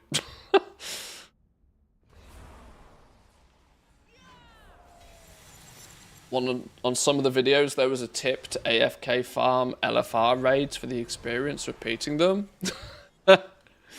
Yes, let's tell everybody to AFK a raid. That's gonna... What can possibly go wrong?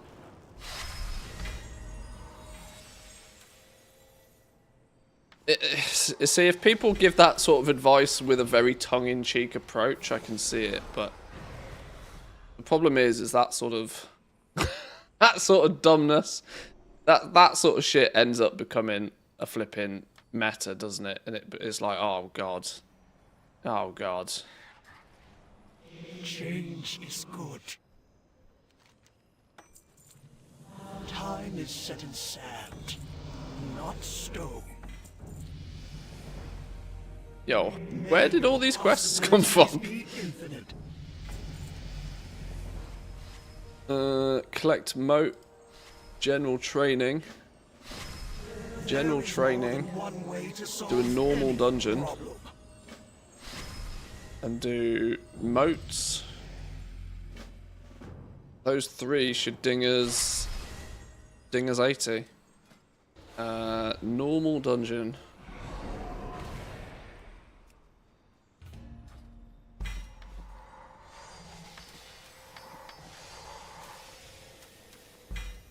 Go here then.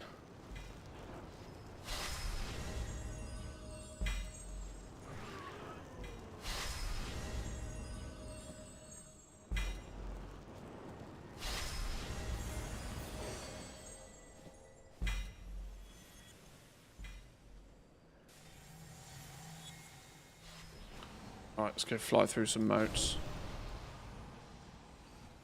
while we wait for that dungeon queue to pop. Yeah, I mean, this isn't me. This isn't me like deliberately trying to level particularly fast. I'm literally just picking up infinite research quests and doing them. And I log out when I've got no more to do on each character. And it's slowly adding. I'm at 330% now. By the time we hit 400, I will probably ding level 80 with a single pass of like 18 quests.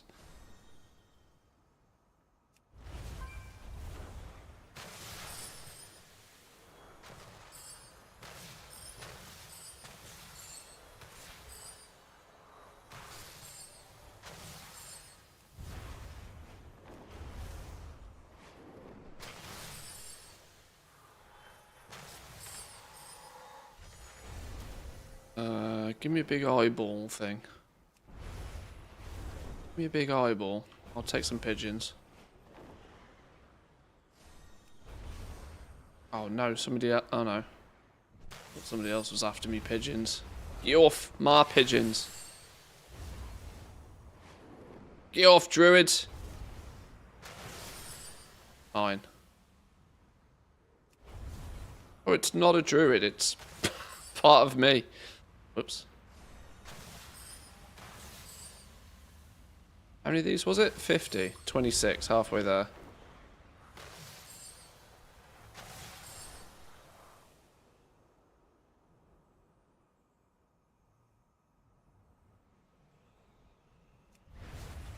Yeah, 400's the cap, yeah. 400%. As high as it goes.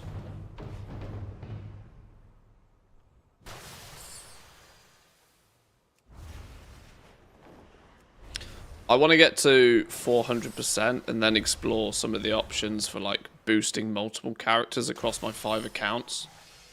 So I suspect that that will ultimately be the best way, for me anyway, to be able to level up a bunch of alts. Obviously, a little bit outside the range of possibility for most, because most people don't have 2 accounts, never mind 5. 50, there we go. How about that for timing?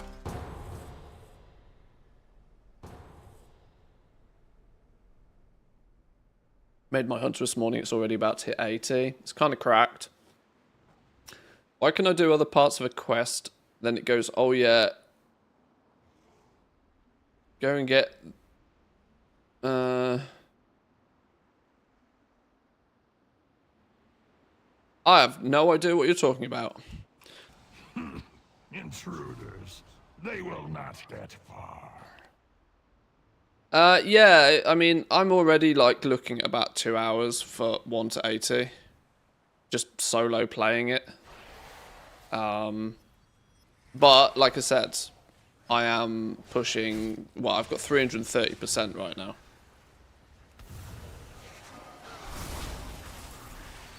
Which is, you know, clearly quite a high number. If you can stack that to 400, your leveling speed is probably going to be able to be sub 2 hours quite comfortably.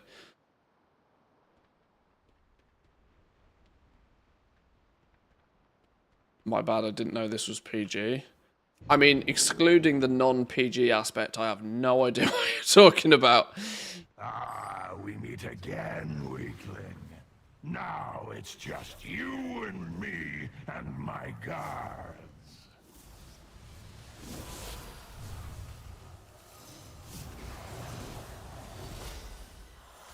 If you have 2 accounts, you can make trial accounts and get them to level 20, then group with them for fast dungeons. H-coil! Drown them out! You can't stop! What's the dungeon pool? Is it because the dungeon pool is just more favourable with low-level characters? This was a thing in MOP that sub-level 20 characters only had access to 4 dungeons, and they were conveniently 4 quite quick and easy dungeons. There isn't really that much advantage to having trial account low-level tunes otherwise, I can imagine. Insta-queue, have 1 booster, 1 character, 2 boosts, and 3 level 20 teams to fill up the group. Oh, well, yeah. I'm of the opinion that if people don't have 2, 3, 4, 5 accounts in the first place, they are 99% probably not going to do that either. If people have a sweaty setup, they'll use their sweaty setup. Otherwise, people want to know how do you do this shit solo. People start cringing when you start mentioning the word group in any way, shape, or form. I've learned this from experience. Whilst, yes, that is technically something that is possible, trying to advise people to do it will just make people look at you funny. It's too much like hard work for a lot of people. You know, if you're out there looking for the best way to level characters and you claim to be, you know, 1 account solo, anytime the suggestion to start making trial accounts and all of this sort of stuff, people just, they zone out within seconds.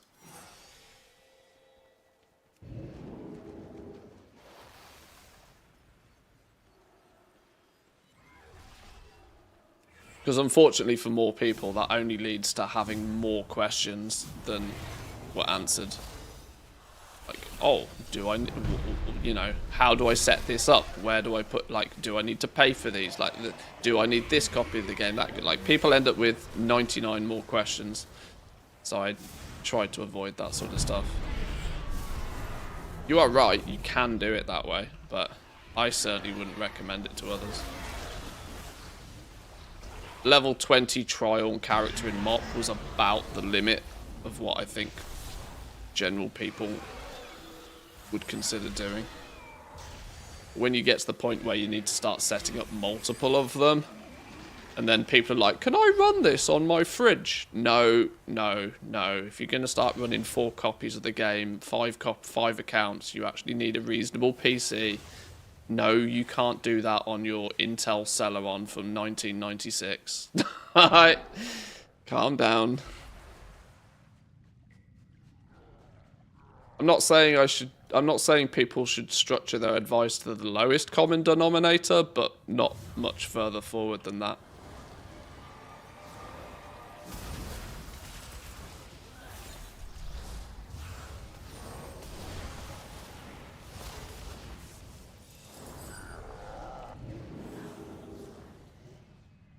$80, time to finish the class hall, then make a monk. You got that hunter done real fast. Real speedy.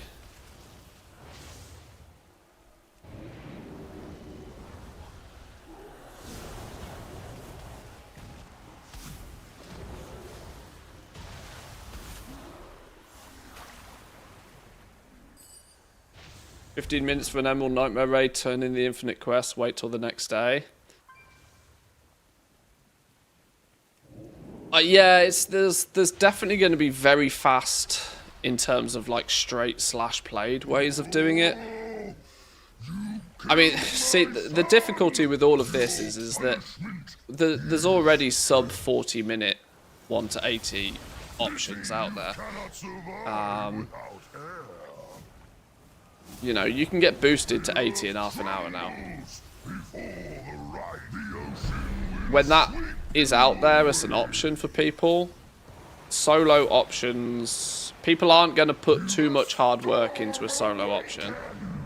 Like, I'm pretty much of the opinion that an hour and a half to 2 hours can get you a solo run once you've got 400%.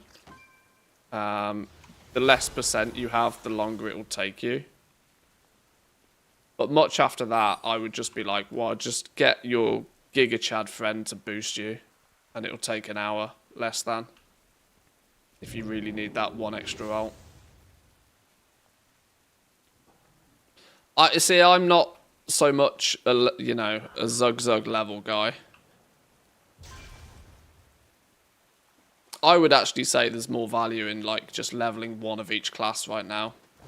Saves you a bit of bronze. You can do the class order hall campaigns, which unironically I think people should do just because they're quite interesting. Legion was the last time we really had any general class specific quest lines, really. Been a little bit missing, a little bit absent from expansions recently. When you think about the amount of time and effort that must have gone into making them all back for Legion, you know, you can appreciate it's a good piece of content worth doing. Done with remix, time to grab some candy buckets. Oh god, yeah. Candy buckets again.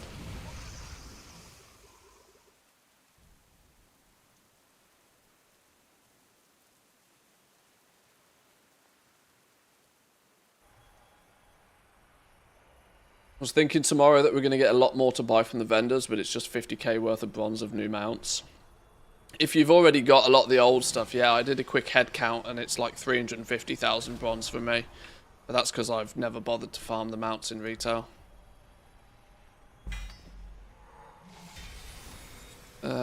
If we go hand these quests in now, this should be an 80 ding. Should be an 80 ding. Turn in 2. Yeah, we only need level and a half. Yeah, should be an 80 ding now. Turn in 2, turn in the third one. You watch, it'll cuck me and it'll leave me like 2 experience away.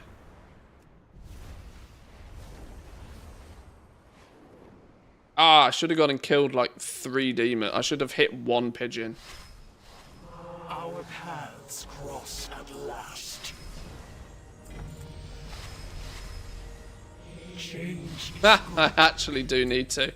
Oh, you absolute bitch. It did genuinely leave me. What is that? Like 4,000 experience, 3,266 experience short.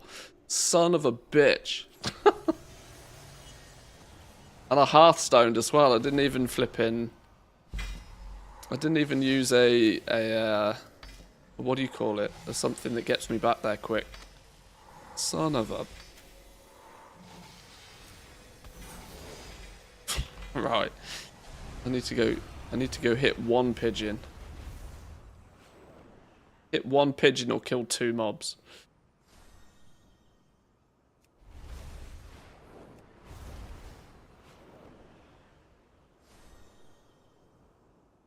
Tomorrow we go from 400 epic motes to almost 800 without the normal raids. Oh yeah, because we get double the bosses, don't we? It's 10 more bosses.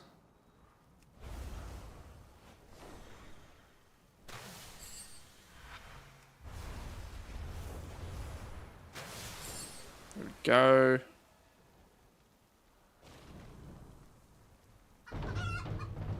Yeah, double the bosses.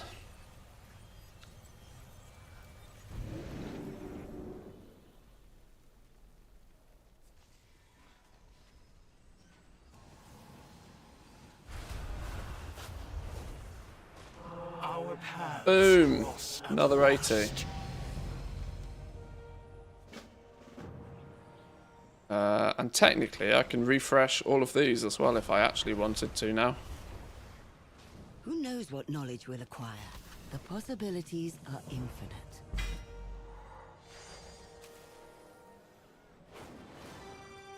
Archmage Fell Scorned Disc, look! Boom! Another one to the collection. Another 10% as well. At 340, 60 to go. No, 3 more here as well. 57 to go.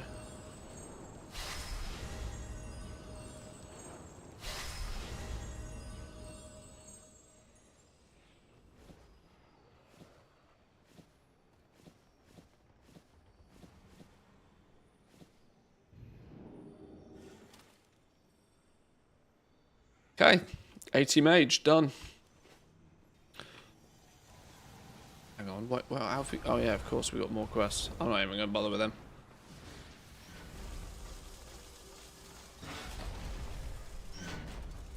What did we finish on gear-wise? Oh, it's actually not bad for this character gear-wise. 320 weapon though. Oh god, give me all of the ash. Give me all of the sand.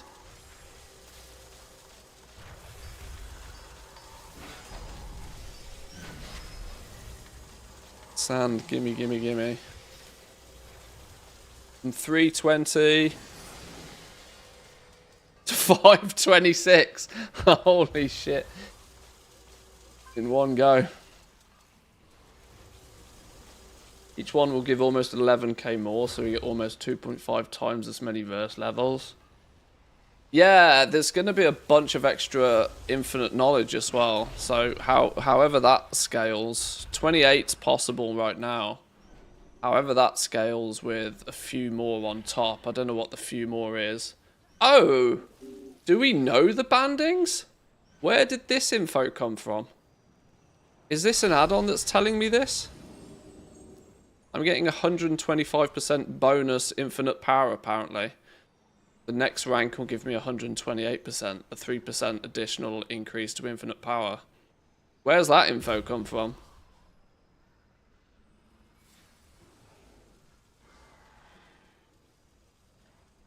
I updated add-ons earlier, so it's Summons figured that shit out. Has anybody worked out how many more infinite knowledge is available tomorrow?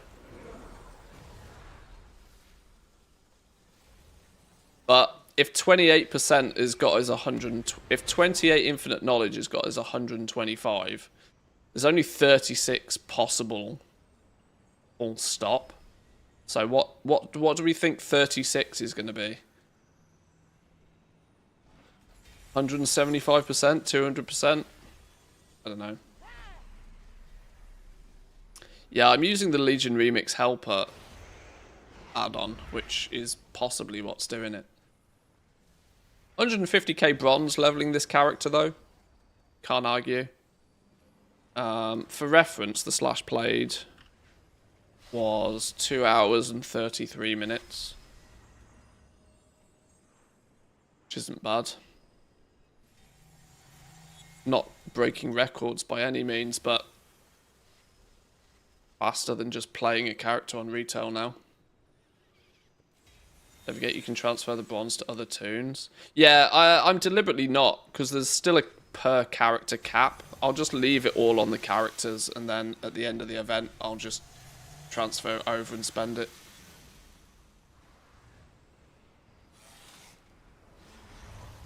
It's Plumber that's doing... Oh, okay. Yeah, Plumber's often responsible for lots of things.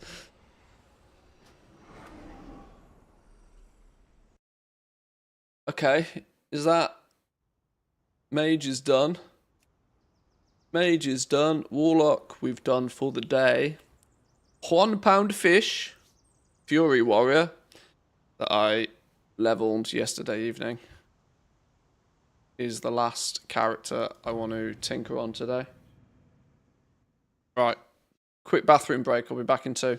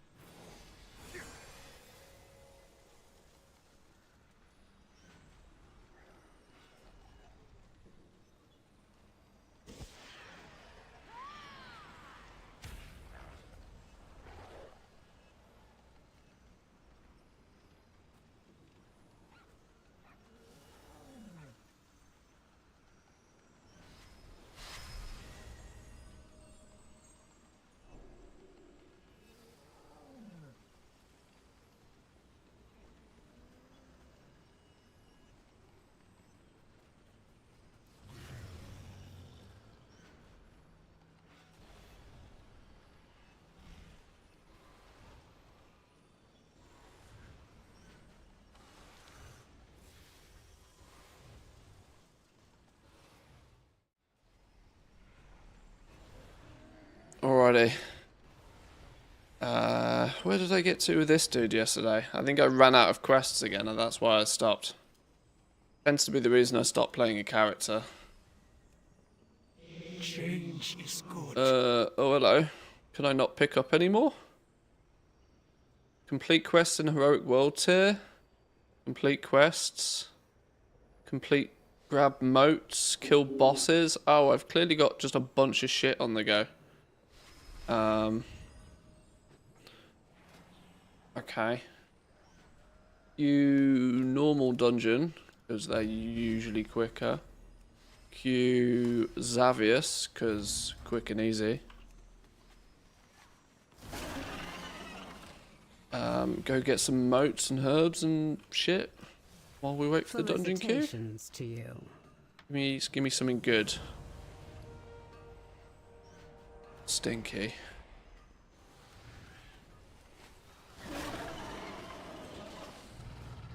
Wait, what? How did that? Wait, what? How did we finish a quest there? One way to solve any problem. Well, if I'm going out to go get motes, let's do it.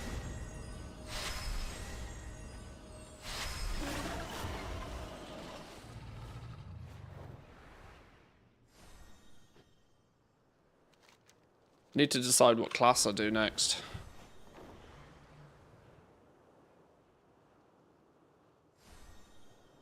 Or if whether I just don't.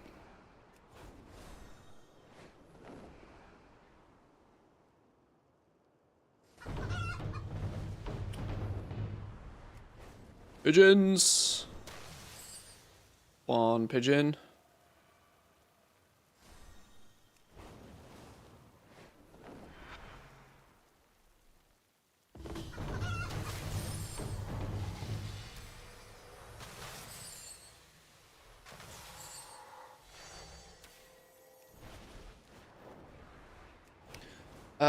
I needed herbs as well, actually. Oh, that was faster than I expected.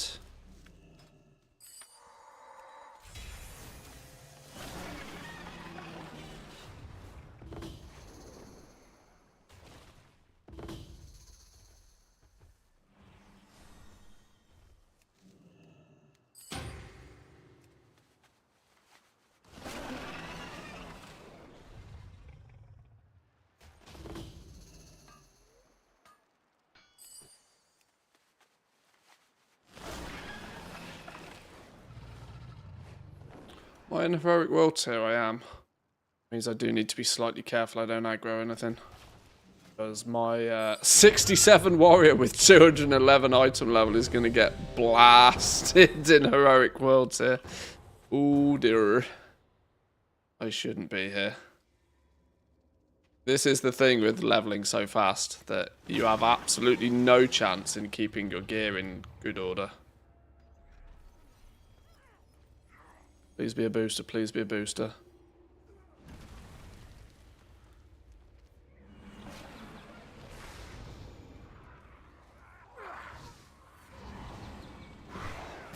Mortals, your wretched kind murdered my people, destroyed my Oh, thank God we got a booster. Now you too will know what it feels like to you have not won. You have only secured your own doom.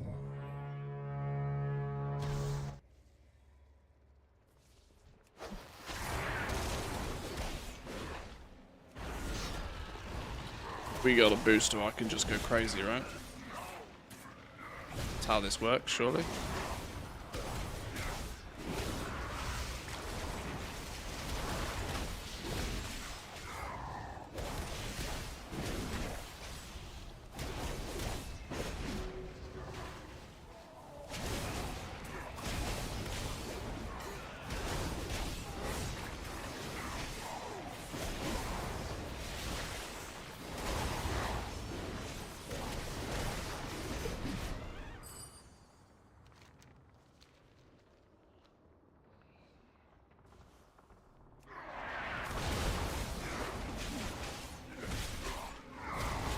I did actually put slightly more buttons on the bars of my warrior.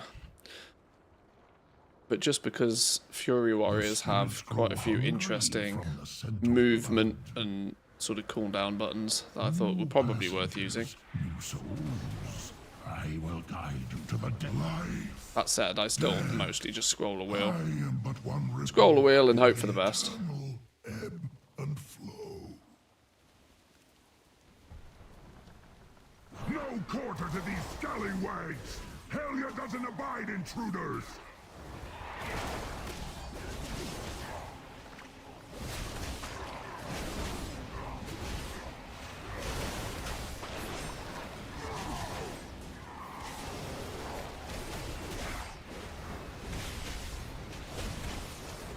Circle jerk of healers back here. No prey, no pain! Now secure the Naglfar! Delay these bilge rats!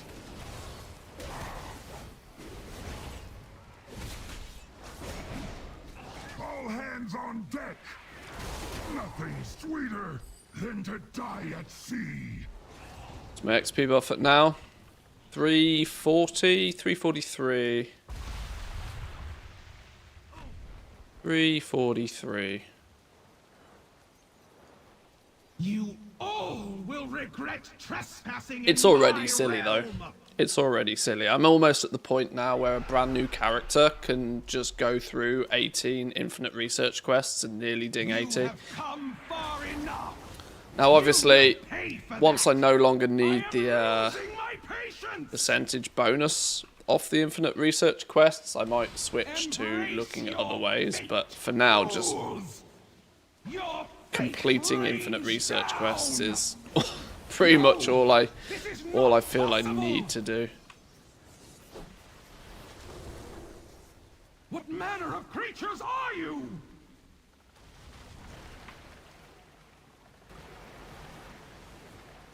I mean, it's now sort of earthen cheese retail leveling kind of speeds.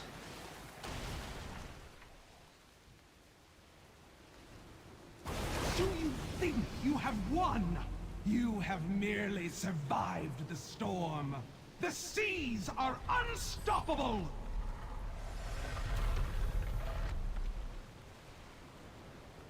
And so many of these infinite research quests end up sort of overlapping each other as well.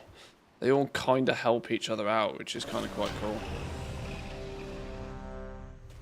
Don't aggro anything, don't aggro anything. Please, please, please don't aggro anything.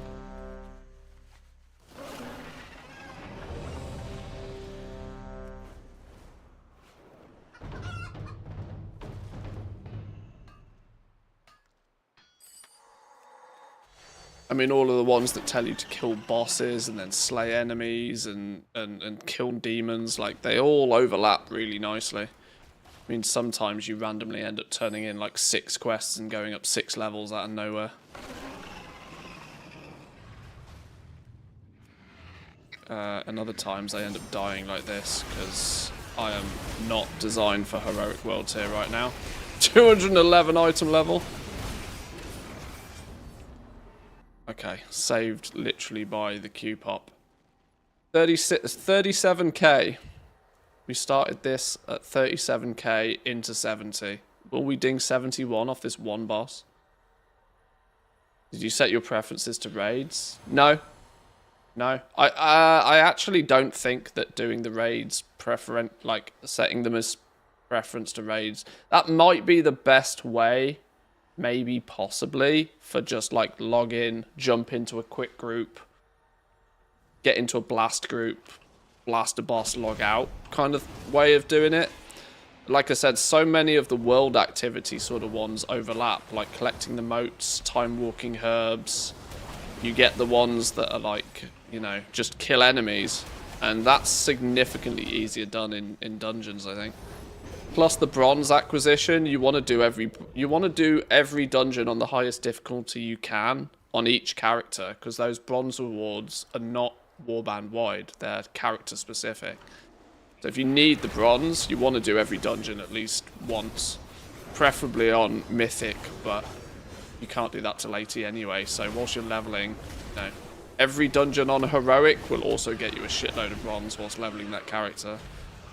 Depends where your preference is. If you are just going for just like pure maximum levels per minute, or whether you're willing to wombo combo at the expense of being a little bit slower to get some other goodies at the same time.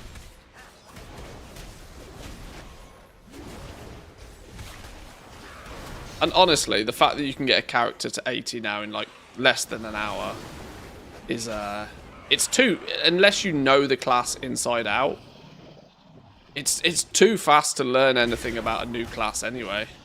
I've always had this opinion that if you're going to level an alt, if you're just leveling an alt to have +1 on your account, then sure, get them boosted, do them the fastest possible. The nightmare has But at the moment, there's a good incentive to level one of each class, so maybe even doing it a little bit slower. Just so maybe you give yourself a 30-second window to read the talent tree occasionally. Might be helpful. I will not permit it. Embrace the dreaming. It can save. Heaven forbid you try and like pick up more than one spec per class. It's just impossible with how fast you level now. 37,000 we started with. 37k. My I mean, that's literally a level and a half. By the time this is capped at 400%, you're going to be looking at nearly 2 levels from a single boss. Which actually does mean just like queuing for that is probably quite efficient use of your time. Step forth and hear me.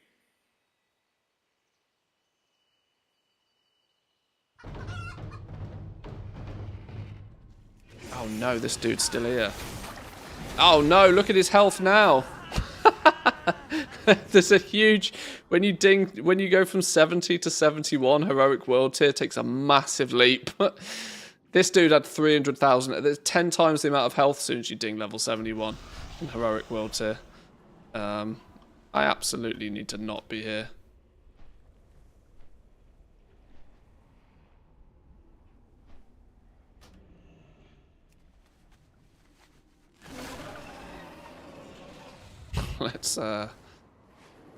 Let's get out of there real fast. 8,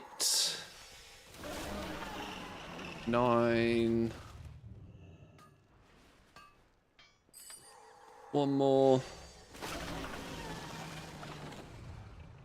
How's the bronze making going? It's actually not bad, you know. I've so far managed to have more bronze than I need. Now, I am never going to collect everything because there's absolutely no way I'm going to farm up the full, like, 7.5 million bronze I actually needed to get everything. But luckily, I don't care about the transmog. I'd have only done that for, like, ATT percentage reasons. But in terms of pets and mounts, I think I probably already have enough bronze to buy everything. But it's just time locked at the moment.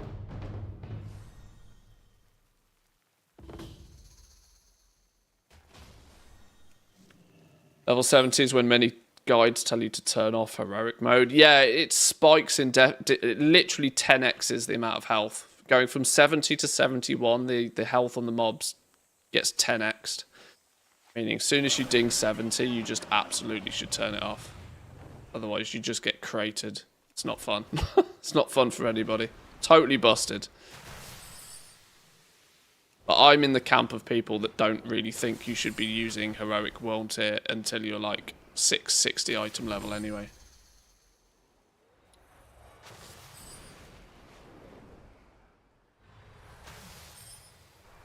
Just because you can do something doesn't mean you probably should do something. Okay, I need 25 more motes for 1 infinite research quest. Give me some more pigeons. Then we can fly back.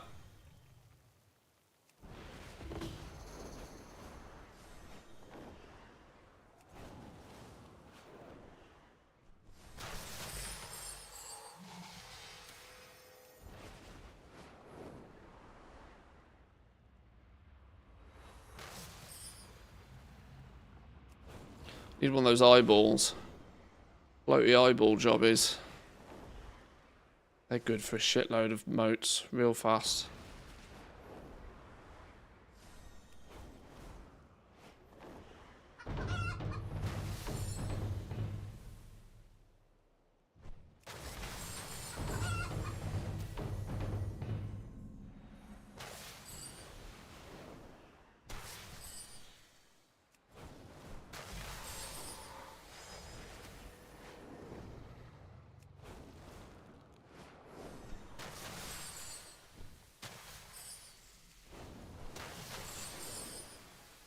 $647.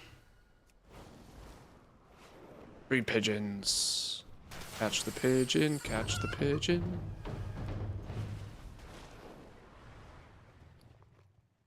Where's me Nostwinds? There it is. Legion birds and the eyes, mostly over the demon areas in Suramar. Yeah.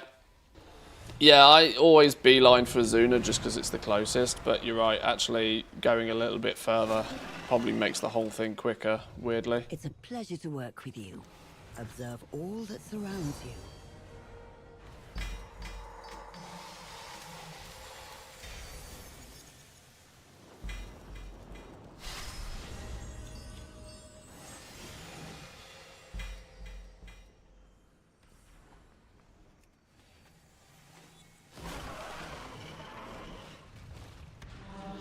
is set in sand, not stone.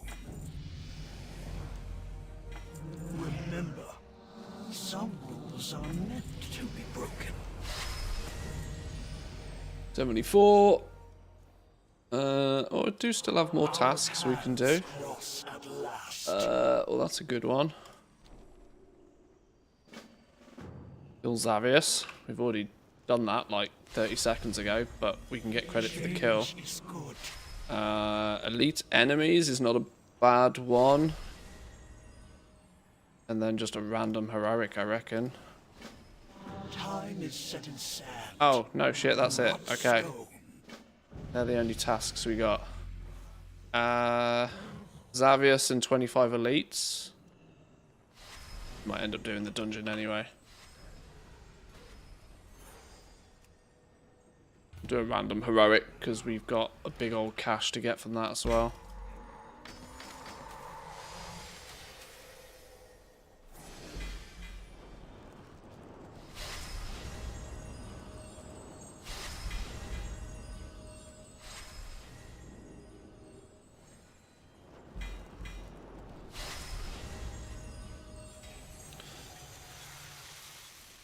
I did all the quests, exploration stuff. Took me 2 days after hitting max level, one-shotting everything. It's time-consuming, gearing up and leveling up, but the first time you do it, because you are doing exactly that, you're just, you know, lore mastering and stuff takes time anyway. You can get some bonus out of doing it at the same time. Why not? Why not? This is why I was always telling people, just like, get questing. If you want to gear up fast, just get questing. Because honestly, it's the way.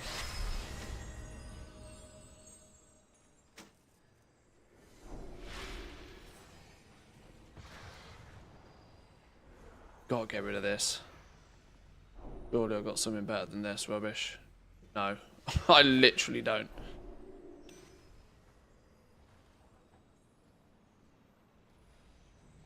Wow. An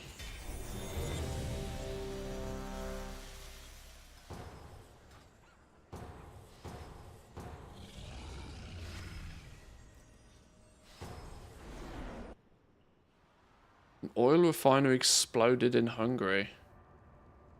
Next town to ours? Oh shit. That's not good. I bet those things go with a bang.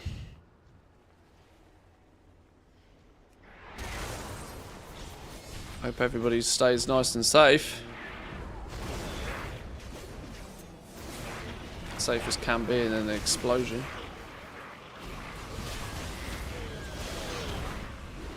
I wonder what this pool will reveal about you, Jelani.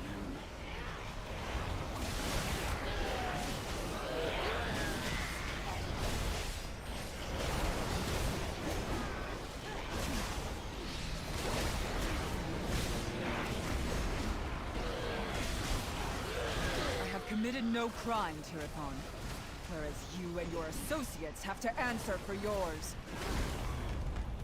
Crimes? Our crime was to sacrifice everything to save this world. We fought for Illidan. You imprisoned the world's villains here for all eternity. And then you imprisoned us. We protect life, often at great risk. Too often. There's no pumper in this group, doesn't look like it. This demon hunter's doing alright, but he's not like geared. My soul. My people shun me as a freak. And what was my reward? 74, from my sisters. 75, completing this 76, turn that in 77. Ah, we're going to be so close. We're not going to quite hit 80 on this dude, I don't think. 80 might have to come tomorrow. As you stand there, intoxicated with the power of the Legion. I will serve my people. Anybody leveled a Demon Hunter, finished every quest in every zone, completed the class Order Hall campaign, but can't start the power within quest line. I don't know what the power within quest line is. Not off the top of my head. Blades hunger. I will cast you all aside. I need no blade to defeat you.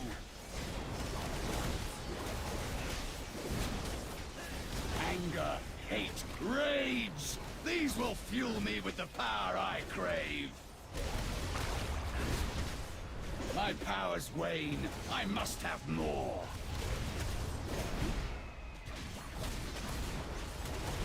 My power wasn't enough. Did they change something about the XP you get in dungeons? Your intervention saved my life. It's stealth if they have. I'm You not intend aware to of venture anything. deeper, you will find far more terrifying things lurking in our vault.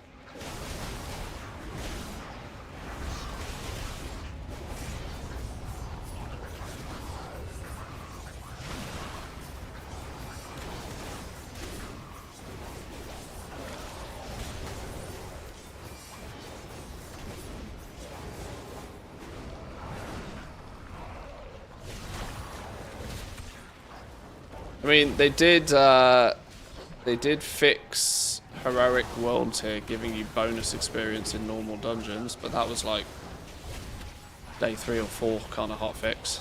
That was a while ago now. They added some bonus XP for the first random one that you do in the day. Oh yeah, it drops off. It's a bonus XP on the last boss, isn't it?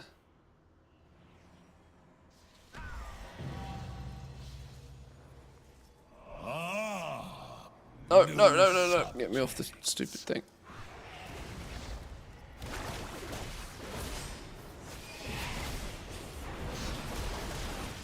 Your souls are mine.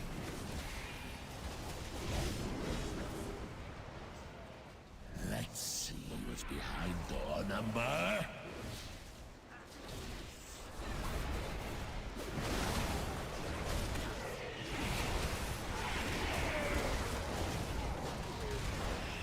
Your souls are mine.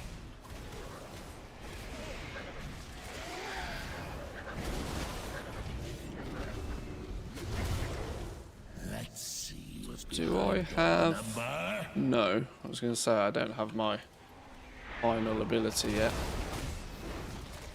I can't go boom. Your souls are mine.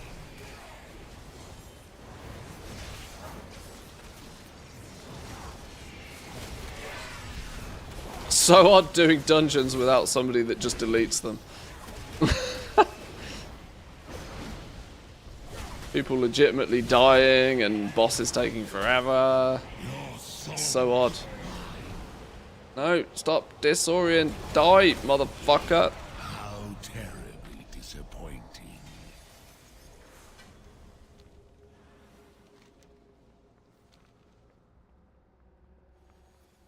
That means we probably all need to go the same way. Not uncommon for people to split off here, but I'm not sure we got... Oh, I don't think we got all the beans.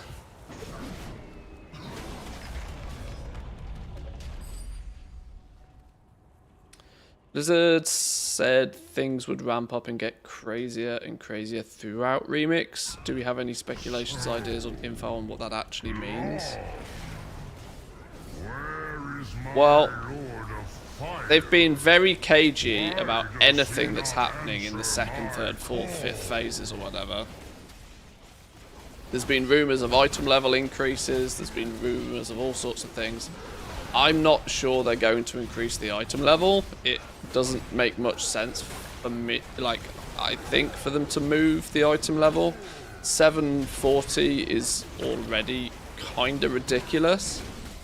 A mythic world tier. Unironically, something as silly as that wouldn't surprise me, because they are looking at doing multiple... That's exactly what they're looking to do in Midnight with the prey system. It's going to have 3 difficulties. So I actually would not be too surprised to see that, as crazy as it sounds. If they are going to use Remix as a test bed for this, then they could go all in. maybe possibly, but they've deliberately shown us and told us basically nothing. Visitors, how exciting.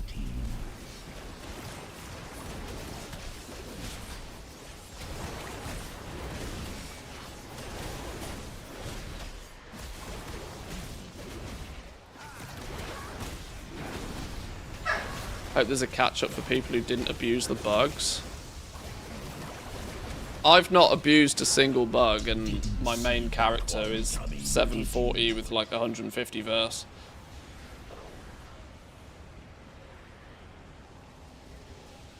The thing is that, you know, players will get there.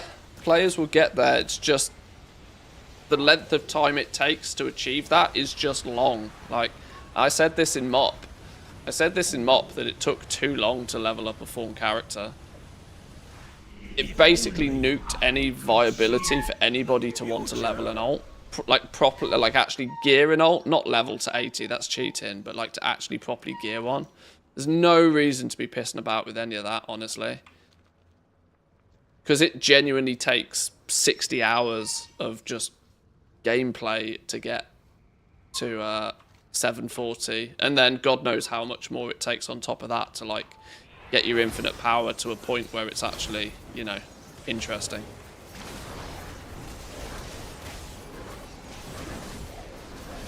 I was expecting them from the word go to make the leveling lesser, but actually they doubled down on it and made it twice as long, in my opinion, as we even had in MOP. And the honeymoon phase hasn't really worn off yet. I mean, we're starting to see players who play the game a little bit more casually than content creators.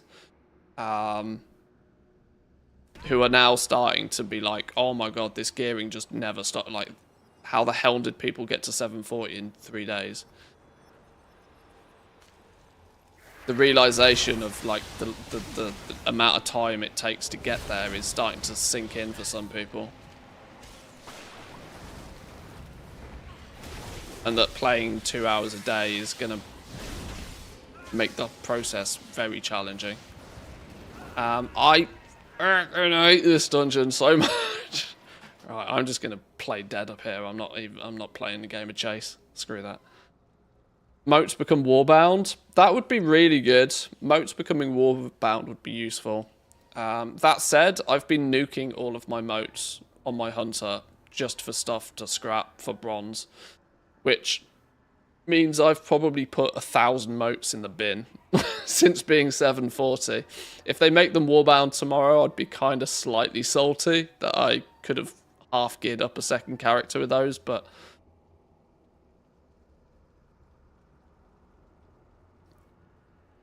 I'm getting questions about how I'm 740 from random people running by a few times a day. Majority is lost for sure.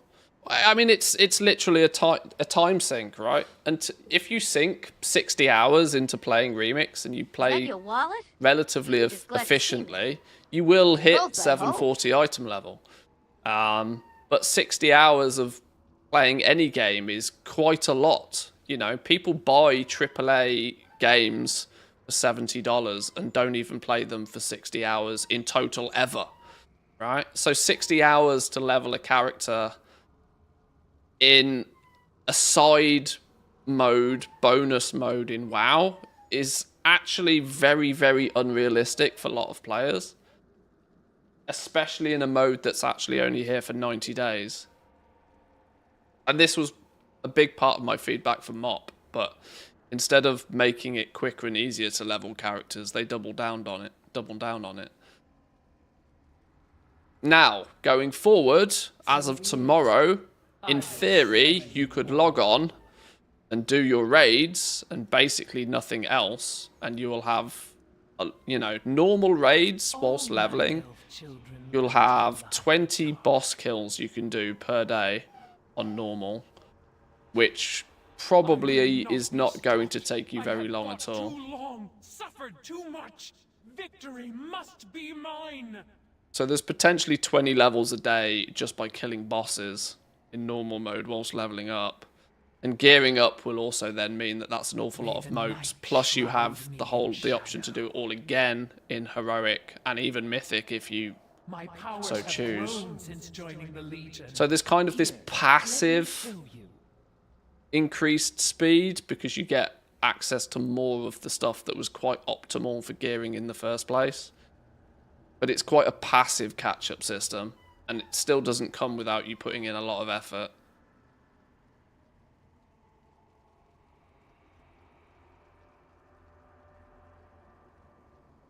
I got to 740 in 35 hours after the nerf and changes. And I would imagine doing so, you know, the fact that you're shouting about that as like an achievement also gives me the indication you did it quite efficiently. You got to remember most people also do not play the game all that efficiently. They they potter about and they do things, and you know, rewards come to them as they come to them. Eden, how you are nothing.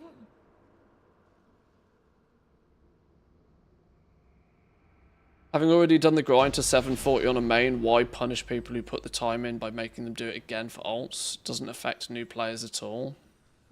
I genuinely do think that at least a percentage of your limits unbound should be warband wide. I don't know, make it every 50 ranks or something. It passes on to your ults or something. So it's not like a constant every single rank. Meaning that, you know, players have to maybe get their first 50 ranks of it before their ults get any bonus. But then they have to get to 100 before their ults get any more of it. You know, they could have some of it passed down to your ults, right? Ults are already really struggling with gear. They're dinging level 80 with basically no gear. Because your percentage of leveling experience is increasing, but no power is being obtained at the same time.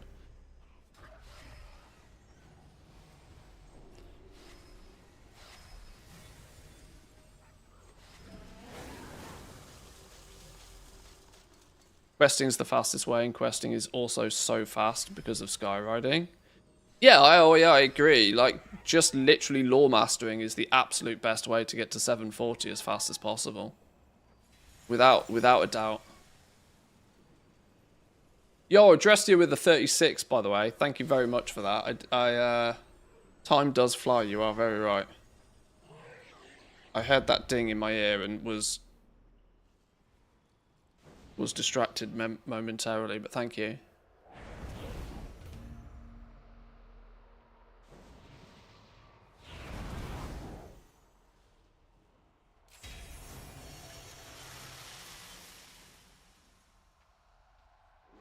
Blizzard always has this thing of that they feel that you should do something first, fully, until they make it easier for you to do it again, which I kind of understand. They want people to fully experience, you know, this has been a common thing with flying. They want you to explore, you know, this is why you used to have explorer achievements and stuff before they gave you flying, because they wanted you to see the content on foot the way it was kind of designed to be seen before you just kind of fly over it and, you know, ignore half of it, which is fair. I think getting to 740 on a character first time round could or maybe should be a requirement to then passing power down to your ults. But the fact that there is absolute zero pass down of power, I mean, there's the argument, sure, that infinite knowledge means that you gain infinite power on your ults faster, but that doesn't fix your gearing side of things. It doesn't fix the fact that it's quite easy to get nearly level 80 with flipping dumb level gear here. And then your grind to 740 is no faster than it was the first time.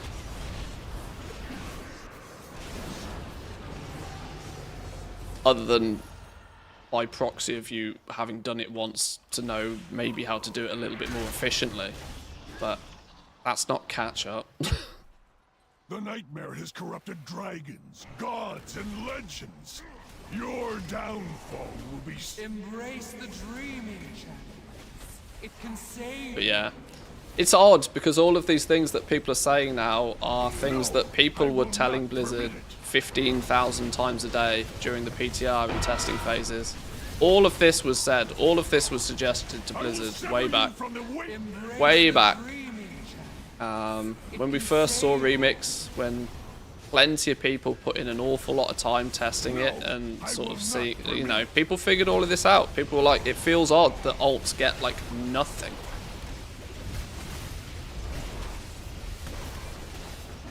In the expansion where warbands were implemented, it's basically been ignored for the purpose of Remix. Nightmares are never... I mean, they even kind of, you know, they kind of crowbarred in a warband type system in Mop Remix. The fact that once you reached a certain amount of threads, I can't remember what the thresholds were, but you would reach a certain amount of threads and then that power would pass over to your ults.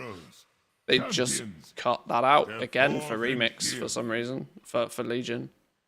The nightmare has Couldn't tell you why. Seems like a very odd thing to remove. Had Xavier succeeded, his corruption would have overwhelmed Azeroth, giving rise to a living nightmare. Just laugh at people making raid Zerg groups refusing anybody below item level 700 to join. Luckily, there's still plenty of groups where that's not the case as well, though. People can do their own thing, that's fine, but it's when it becomes the meta and it's when it becomes the only way, which becomes a bit more of an issue. Ah, you're kidding me, 78. Okay. Close, but no cigar. I could just go do another random quest or something somewhere. Another dungeon.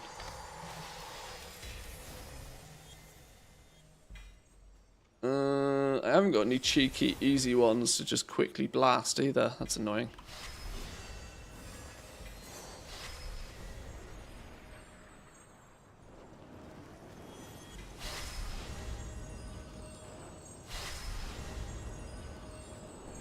The punishment to players for making ults. I kind of agree that it's very off-brand considering what, you know, we've literally just had the warband system being implemented where the entire concept of that is the whole mindset of respecting players' time. That if you've achieved something once, you know, you as the player achieved that.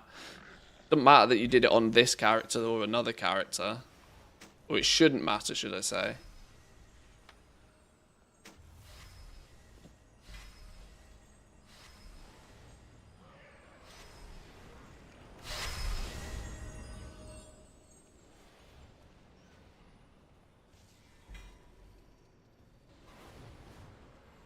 Okay, can I scrap a bunch of this and hopefully get my weapons up a bit? 282 weapons, and I'm nearly level 80. Oh my god. I need all the sand. Give me all the sand.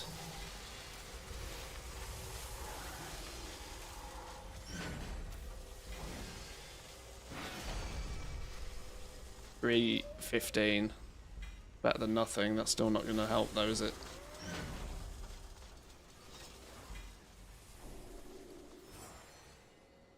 So a random pair of shoulders. They have an upgrade. Okay. Maybe I do one more quick dungeon or something. If I do a quick normal, it'll pop quickly. And if I queue for a raid finder, Trial of Valor probably will happen nice and fast.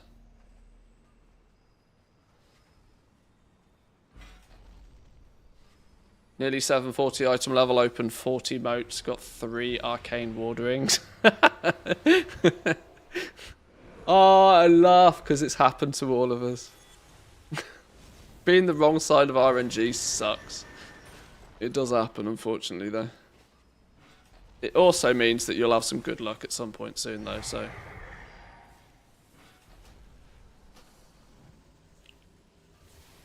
I haven't spent a talent point since I was level 65 by the looks of things either.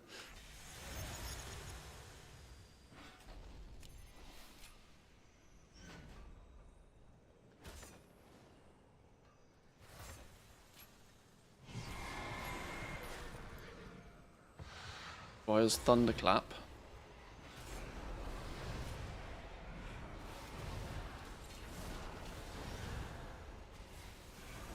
Maybe reactivate this one instead.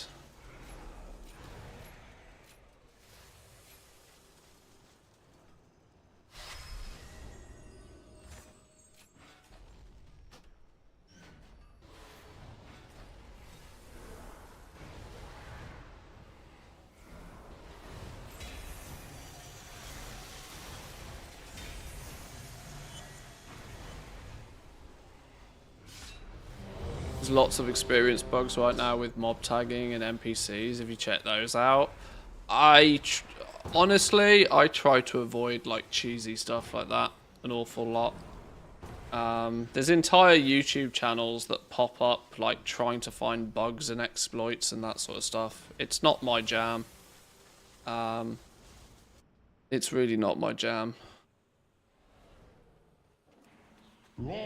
Often because they end up being remarkably grindy, degenerate ways, but they become used so very heavily because they are 5% more optimal than just playing the game and enjoying it. I like to do things in a relatively optimal way, but soon as they become not fun, such as just like hard grinding mobs, I lose interest really quickly. And I don't really like to promote that kind of content, really. Players know it's out there if they want to seek it out, but... like, the boosting options right now, like, you just kill 3 giants over and over and over and over again and leave a dude sat in a tree. It's cool, you can get a character leveled up in, like, 40 minutes, but it's hella boring. That level 80 then has absolutely 0 gear. They're kind of... I look at them as being interesting with an outsider perspective.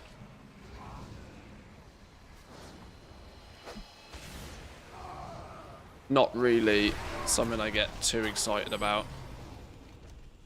Through great deeds of courage and valor, Persia has earned this most sacred of rights. Do I still do questing when I hit level... Oh, you quest all the way to 740.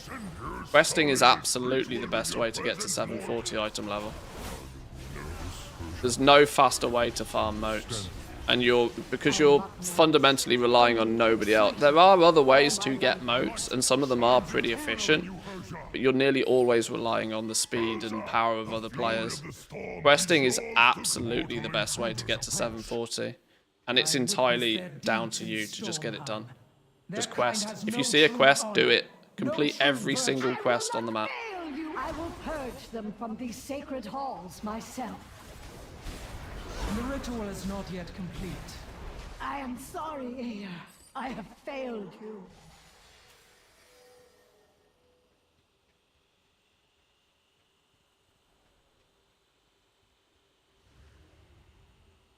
One to 71 in 20 minutes. Hunters can do it solo as well.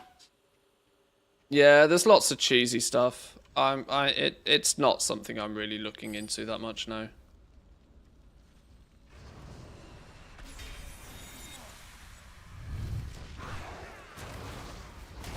The only thing I might look into a little bit in the next few days, maybe, is because I have 5 accounts, using my main hunter to boost 4 characters simultaneously.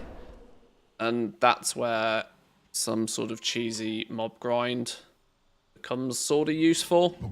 But that's the extent of my interest in that sort of stuff, really. To slay this beast. A perfect test of your worthiness.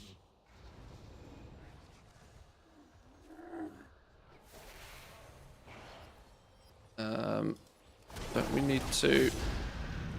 Surely we can't drag you all the way down, right?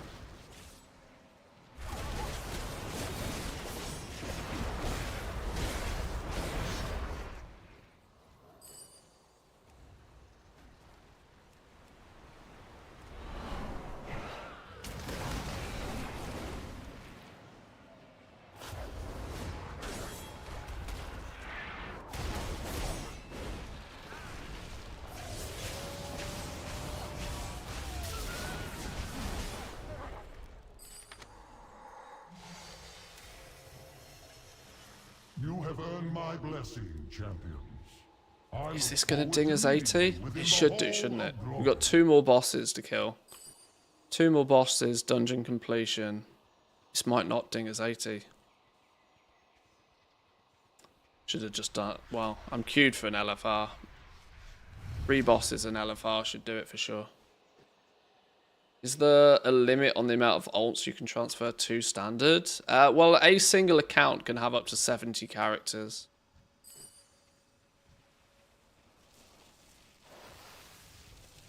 So in that regard, yes. But you know, it's not about transferring them to retail because time running characters count towards that quota of 70. You wouldn't be able to make the time runners if you surpass 70 characters. Your cries of anguish will echo through eternity. Been questing, doing the Lore Runner 650 item level now and can actually get some mythic raid invites, so that's boosted the moats. Yeah, it's not even about the moats really when you do the raids. Every single raid boss has the chance of dropping you an upgrade, and even if it doesn't drop you an upgrade, it drops you moats that go towards your next upgrade. So raid bosses, this is why doing as many raid bosses as you can get groups for per day. LFR is the only exclusion to that, but if you could do normal, heroic, and mythic every day, you should. You'll have well, there's already what, like potentially 30 boss kills a day, so 30 chances of an upgrade a day. That number's going to double tomorrow because we get another 10 bosses in the Nighthole raid. Multiply that by the 3 difficulties. There's up to 60 upgrades you can get a day as of tomorrow by doing nothing more than the raids. So I would argue that that is probably quicker than questing at that point. Just logging in, doing the raids on 3 difficulties. 3 raids, 3 difficulties each day. You'll probably, in terms of like pure slash played, hit 740 faster than questing that way. Maybe, possibly. But it's still going to be close. You could do the raids, and if you have any desire to play any more after that, then go out and just quest like your life depends on it. Most impressive. I never thought I would meet anyone who could imagine having 70 characters. That's a management nightmare. I mean, I don't even think I've got a lot of characters, and I've got over 100 level 80s. There is one final trial that awaits. Me. Should you triumph, I will carve your name. I know people who make that number look silly. A reward worthy of your valor.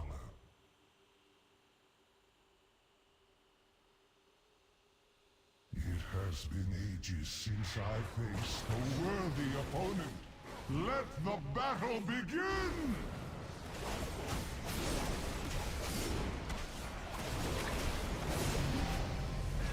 $79 and a bit. No. You are truly remarkable creatures. As promised, you will have your just reward.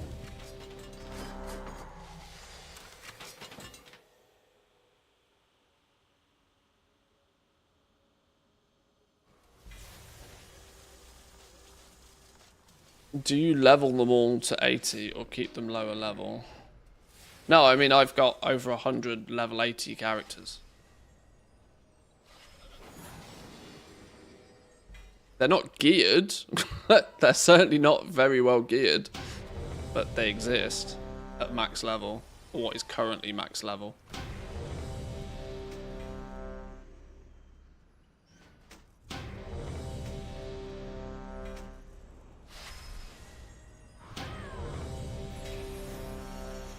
I actually got a sand somewhere? What's this? I don't think I do.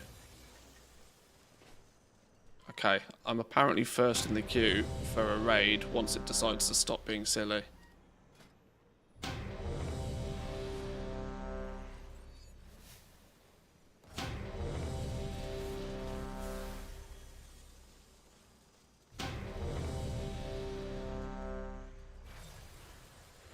But obviously we're playing Remix at the moment, but most people will know, but in case it's something you don't, my main focus for World of Warcraft is in and around goal making.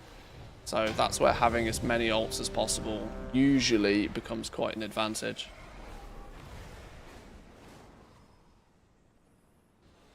What's the minimum level to do professions in the new expansion? 78. 78 you can pick up the new professions. Welcome in, Boofy. Oh god, this flipping bug needs to go away.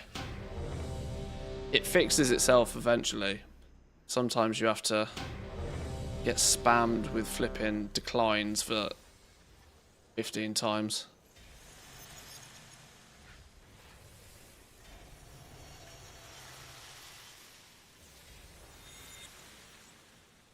Working on Suramar, 30 steps in.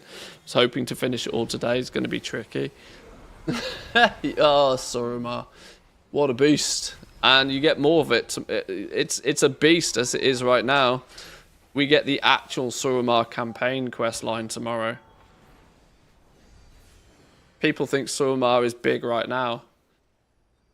It's barely half of it. Well, I wanted to complete it today, yeah.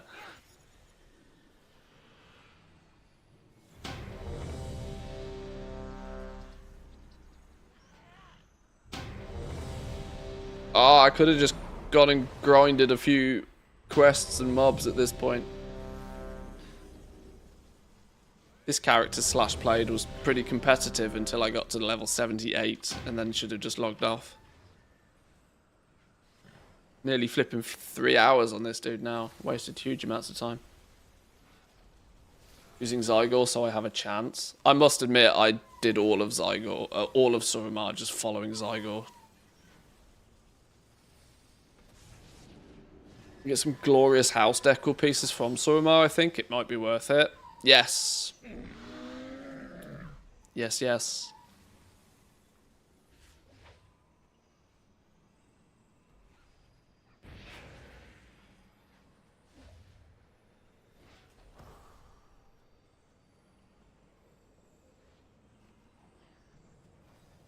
Skyriding makes it not so toxic like back in the day, and being OP helps. Well, true. Yeah. I would suggest most people leave Suramar until they're like 660 plus. So that you can do it in Heroic World tier and get quite a lot of value out of it. And make sure that, you know, you do it at a reasonable pace. Doing Suramar as one of the first zones is a real bad idea in my opinion. When you are less powerful, you are by proxy then slower. You might not be able to do it in Heroic World tier if your gear's not high enough either.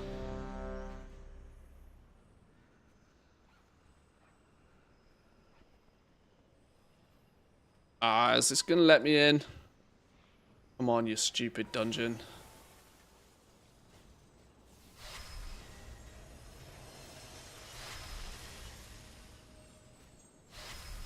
Need 300k XP. That's all I need.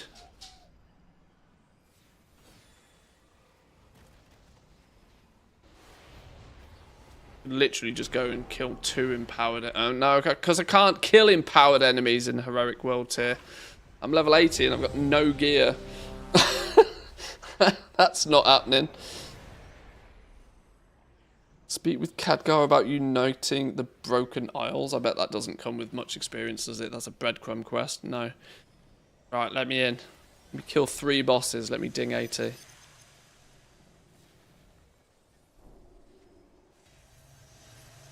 Come on, 1 DPS. Who's died at their keyboard? Some DPS has been in a queue for so long they've actually died.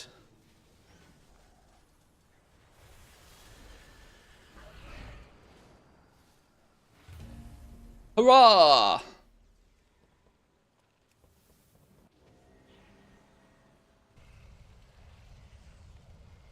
I might just ding from the first boss and then sack off the rest of the raid. Although, to be fair, it takes longer to do Odin than it does to do the last two.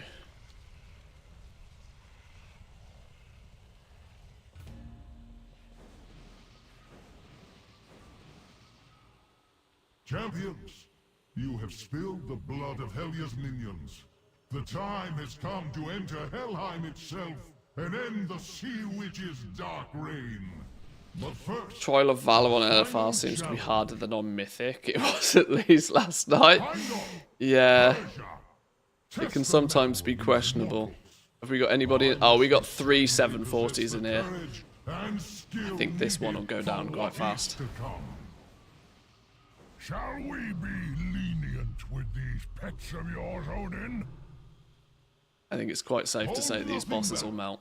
I must know they are ready for the task. That is assuming the 740s aren't following the guide and AFKing. So be it. The unworthy shall be purged from the halls of valor. The battle is yours to begin, heroes. Mythic, you also have at least 6 tanks. Only 6? None can stand against Aya's chosen.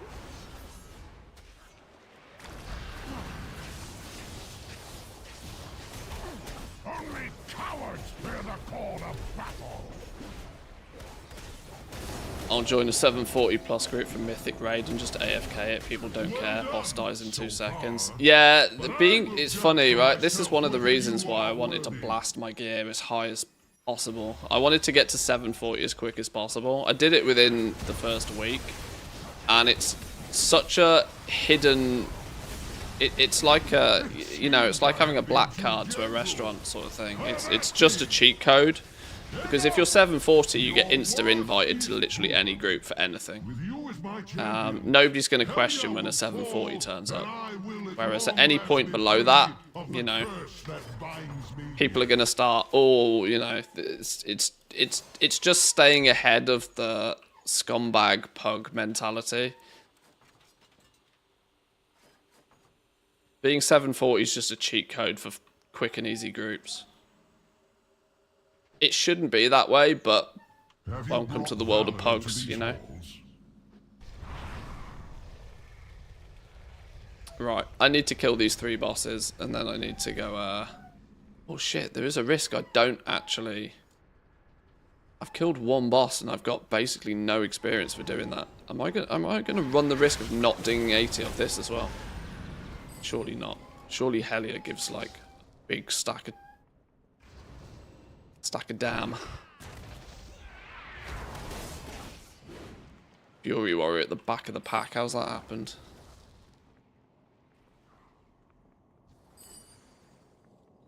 It probably is completion XP more than anything else.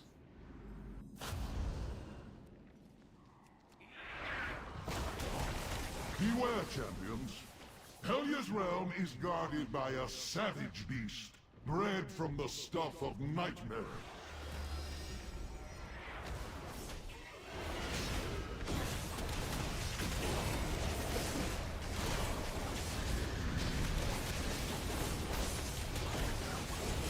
I'm cautiously speeding right now because my doggo is claiming she might need to go out. And after yesterday's performance, I am not taking any risks. Now onward to Helya! This day her treachery. Who would have thought having 3 dogs and one of them being an elderly dog and one of them being a puppy might make dedicating time to a stream a touch more difficult. Whatever shall I do? So kind of you to deliver your souls to me. It will save my Valkyr the trouble of fetching them from the surface world. Oh, hang on. Yeah, we'll ding 80. We'll ding 80. Easy business. Lapdogs of Odin. Bloodlust on first phase. Love to see it. Shiver, tremble, quake! Soon you will join the ranks of my Cavaldir!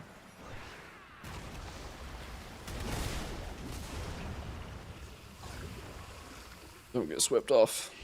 Can you even get swept off in LFR? I don't know if you can. I'm just going to lurk here. Your efforts are for naught, mortals. Odin will never be free. Scrolls and buff scrolls from Remix. I don't know why it's not a thing in retail. It would fix issues with Mythic Plus. It would fix issues until your class falls out of the meta. Because how often do you think classes get taken to certain stuff because of the buffs that they have? This is a problem that Blizzard has never really been able to fix. Which is probably why there is nothing really like this particularly. Because it presents a problem where soon as you give everybody access to all of the buffs, all of a sudden a lot of classes are not necessary to bring. And then, sure, it's great if you're one of the top 5 meta classes in the season, but it's another reason for somebody to not take you to a group if they don't need you for your buff. There we go, another class mount. One of the cooler ones, not gonna lie. Definitely one of the cooler ones.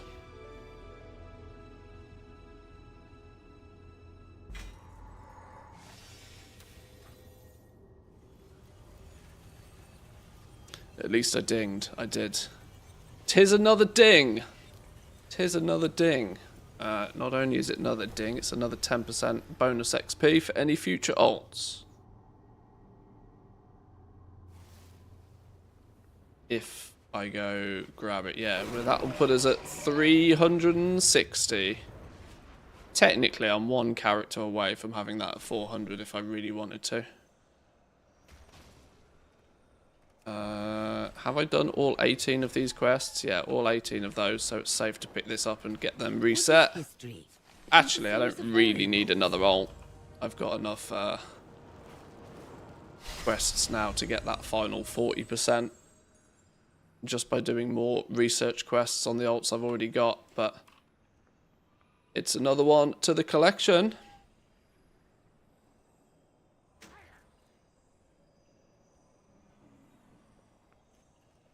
Scrap all of this trash real quick.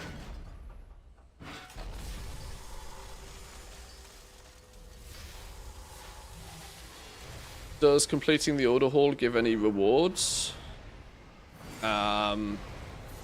There's a feat of strength for doing all of the order hall campaigns on all of the classes. If that kind of thing floats your boat.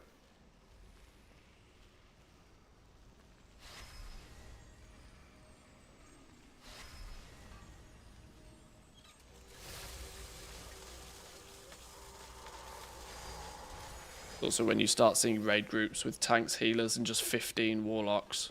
Yeah. When you have no reason to take anybody else, you just take the one that does the maximum damage. That's what will happen. Path of least resistance. Some resistance is actually often good for class balance, believe it or not.